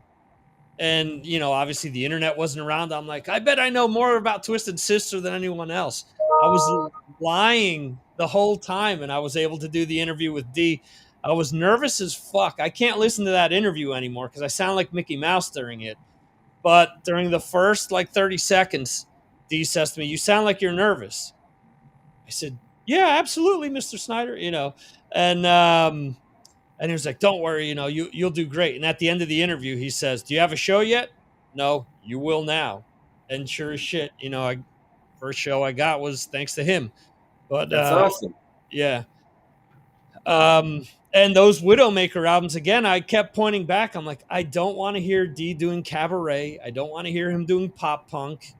I don't want to hear him doing anything. I said that last Widowmaker album with Al Pitrelli and with Joe Franco, it had the right sound. It was heavy. It was mean. It was angry Dee. I want angry Dee. I don't want happy Dee, because that's the Dee that I came to love. And I get it. I mean, he told me in that interview, when you have 5 Ferraris and a bunch of mansions, it's hard to be mad and write angst-filled lyrics. So I don't know why. There's enough when you turn on the news. There's enough to be angry about. When he said that quote, I never understood that, because I was poor when I was in nonfiction, and now I have money where I eat every day, and I still got to write angry songs because it's a great release. Yeah, no, absolutely. You've already said that Cassius King first single is coming out in September, so that's 2 months from now. Yeah. The full album, when's it supposed to drop? October 21st. Day after my birthday. I know what I'll be listening to then. Good. Any surprises on that you can share? The only different person, we have Scott LePage, who is my former Hades buddy and played on Resisting Success and some of the later Hades records. He plays guitar solos on a couple songs. It's still Ron Lipnicki on drums, Jimmy Shulman on bass, Jason McMaster on vocals. But the single is actually Michael Gilbert from Flotsam and Jetsam plays the lead. Okay. I hadn't talked with Michael Gilbert since 1988. And his publicist asked me if I would put him in Outlaw Biker magazine, because I write for them. And I said, sure. And we reconnected for the first time since 1988, and we got along. We had a couple conversations back and forth since then. And I just asked him a couple weeks ago if he could play the guitar solo on the song, and he was gracious enough to do it. That's awesome. Obviously, no pop punk on that. We're still going to have a good old nice, heavy, thick riffs on that. And it's very heavy. There's one song, it was originally called Radio when I wrote it. It sounds like a cross between maybe something on British Steel and Jimmy Page. Okay. And maybe even Bang Tango or something. But it's the one song, it's not the heaviest song on the album, but the rest of the album is, I think, much heavier than the first Cassius King album. Okay. As far as you just mentioned Radio, was there any trepidation about recording Kashmir? Not really. We had recorded Immigrant Song in the Ocean, and Jimmy Necco, we wanted him to sing The Ocean. He's like, I don't really like that song. And he was getting ready to go on tour. And I'm thinking, what song is indicative of my style where it's drop tuning? And I'm like, man, I always love playing Kashmir, but I'm sure a million bands have recorded Kashmir. So I went online and I only found bands that did it live with a full orchestra. So I said to Johnny, I'm like, would it be weird if we recorded Kashmir? And he's like, oh, I'd love to record Kashmir. And I asked Jimmy Necco, would you like singing Kashmir? He said, I would love singing Kashmir. So I know it's kind of a weird choice in a way because it's such a perfect song as it is. But I've read some reviews that some of the journalists actually thought Jimmy Necco breathed new life into the song. Oh, wow. And I thought I did something kind of cool on guitar. I took the high strings with the tuning that Page used for that song, and I played a part that's almost like a violin part. I don't know. I love it. I mean, if you don't love it because you don't love a 9-minute cover song, I get it. But no trepidation. It was fun. We love Led Zeppelin. Cool. You're obviously a fan of 70s rock. 70s, we talked about Neil Young. We're talking about Led Zeppelin now. If you had to present 70s rock to someone who's never heard it before, 3 riffs that stand out to you that you say, these are the 3 riffs that you need to listen to to find out what the definitive 70s rock is all about. What 3 riffs are you going with? Great question. What do you think of Adam's Apple by Aerosmith? Okay. You like it? Yeah, that's a cool song. Okay. I love Aerosmith Rocks and Aerosmith Toys in the Attic. Those 2 albums are perfect for me. Right. You know, Highway to Hell must have come out in the 70s, right? Yes. Okay, so that's my favorite album of all time. And then I was going to say something off of Rock and Roll Over, but that doesn't have really the 70s sound. That's almost has a different sound. Mm-hmm. And I'd love to pick off a Kiss Alive albums, anything off Kiss Alive. But I mean, it's funny because when those 3 bands, you think of them as almost newer, where if somebody said 70s rock, you're thinking Led Zeppelin or Sabbath. But that's who I always go to first is Highway to Hell, Kiss, old Kiss, and the first 5 or 6 Aerosmith albums. There you go. No new school Aerosmith ballads for you. No, I mean, I feel bad, but because sometimes I'll try and hear a new hit Aerosmith song, and I'm like, I actually hear the riff in there that actually would be kind of cool if they didn't cheese it out so bad, you know, like Love in the Elevator or Love in the Elevator. There's like that riff. It's not a bad riff. It's just so lame what they did to it because they want to make money and they don't want to, you know, impress you and I anymore, you know? Well, there you go. I guess Joe Perry just played in Atlantic City with Gary Sharon, Okay, and all they did was 70s Aerosmith and Joe Perry Project songs. So that's cool. I love Joe Perry Project. So there you go. For people to keep up with what you have going on with Patriarchs, what you have coming up with Cassius King, or even if there's any new Vessel of Light coming down the pike, where should people go to keep up with everything? I guess you can go to the Instagram, which is Dan Lorenzo CK, and then each of my bands, Cassius King, Vessel of Light, and Patriarchs in Black, we have Instagram. I have a website, danlorenzo.net. And that's about it, man. You know, I mean, I really appreciate you taking the time out from your night. And I hope everybody checks out Patriarchs in Black, Reach for the Scars. And actually, speaking of Vessel of Light, Faster and Louder Records in the UK are re-releasing Thy Serpent Rise with the Jimi Hendrix Foxy Lady cover that was never available anywhere. Right. And Black Sabbath Wasp from the first Black Sabbath album. We did a cover of that we released a video for, but it was never released on CD. Right. So that's like the only new Vessel of Light. And then, like we mentioned before, Cassius King's second album will come out on MDD Records in Europe and Nomad Eel Records in America, October 21st. Cool. So that means we will reconvene in October to talk about Cassius King. I thought you'd like to interview me every 10 years, but yeah, if that works for you, I'll see you then.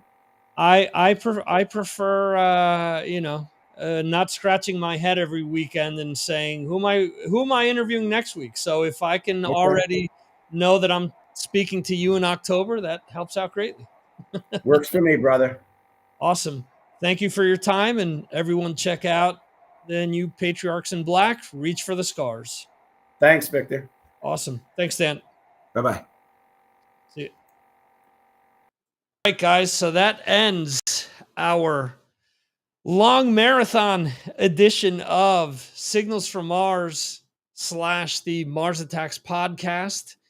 For those that are checking out the podcast version, this week there will be 4 episodes. There will be the first hour. There will be the second hour. There will be an interview with Dan Lorenzo, and there will be the audio version of Trivia Tuesday.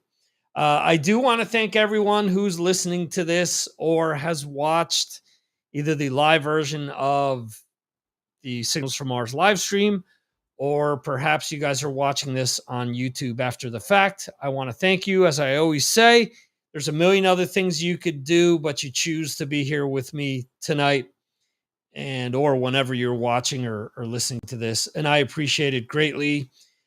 Some cool news will be coming out shortly about something that I'm working on. If you're following my social media, you'll know that I posted something recently with a microphone and saying 2018 was a long time ago. ready to stir up some shit and get some things moving. Let me just put it to you that way. So if you're a patron, you know what I'm talking about, and you're going to have to be a patron to get involved in this. It's only $2 a month. I know people are complaining, oh, you talk about Patreon all the time, but like I just told Dan, if I don't talk about it, no one else is going to talk about it. So join me. You won't regret it. And if, after a month you think it sucks, just hop off of it. It's $2, From there, if you think it's great, jump up to one of the other tiers and get some merch. Not holding guns to anyone's heads, and it's a troll-free environment. You want to discover new music from new bands, from old bands that maybe you lost track of. It's the perfect place to do it. I know that other shows do this as well. I've been doing it for a lot longer, 13 years, where I've been podcasting actually as of last month, but Mars Attacks will be 13 years old in September, so in 2 months. So there you go. In any event, thank you once again for listening. I hope you enjoyed the show. Leave your comments below, regardless whether you're listening to this. And that is it. We will see you next time on the Signals from Mars live stream or the Mars Attacks podcast. If you need any audio editing or web design, go to vmrit.com, which is where you can find my shop. So that is it, folks. We'll see you in 2 weeks. All right. See ya.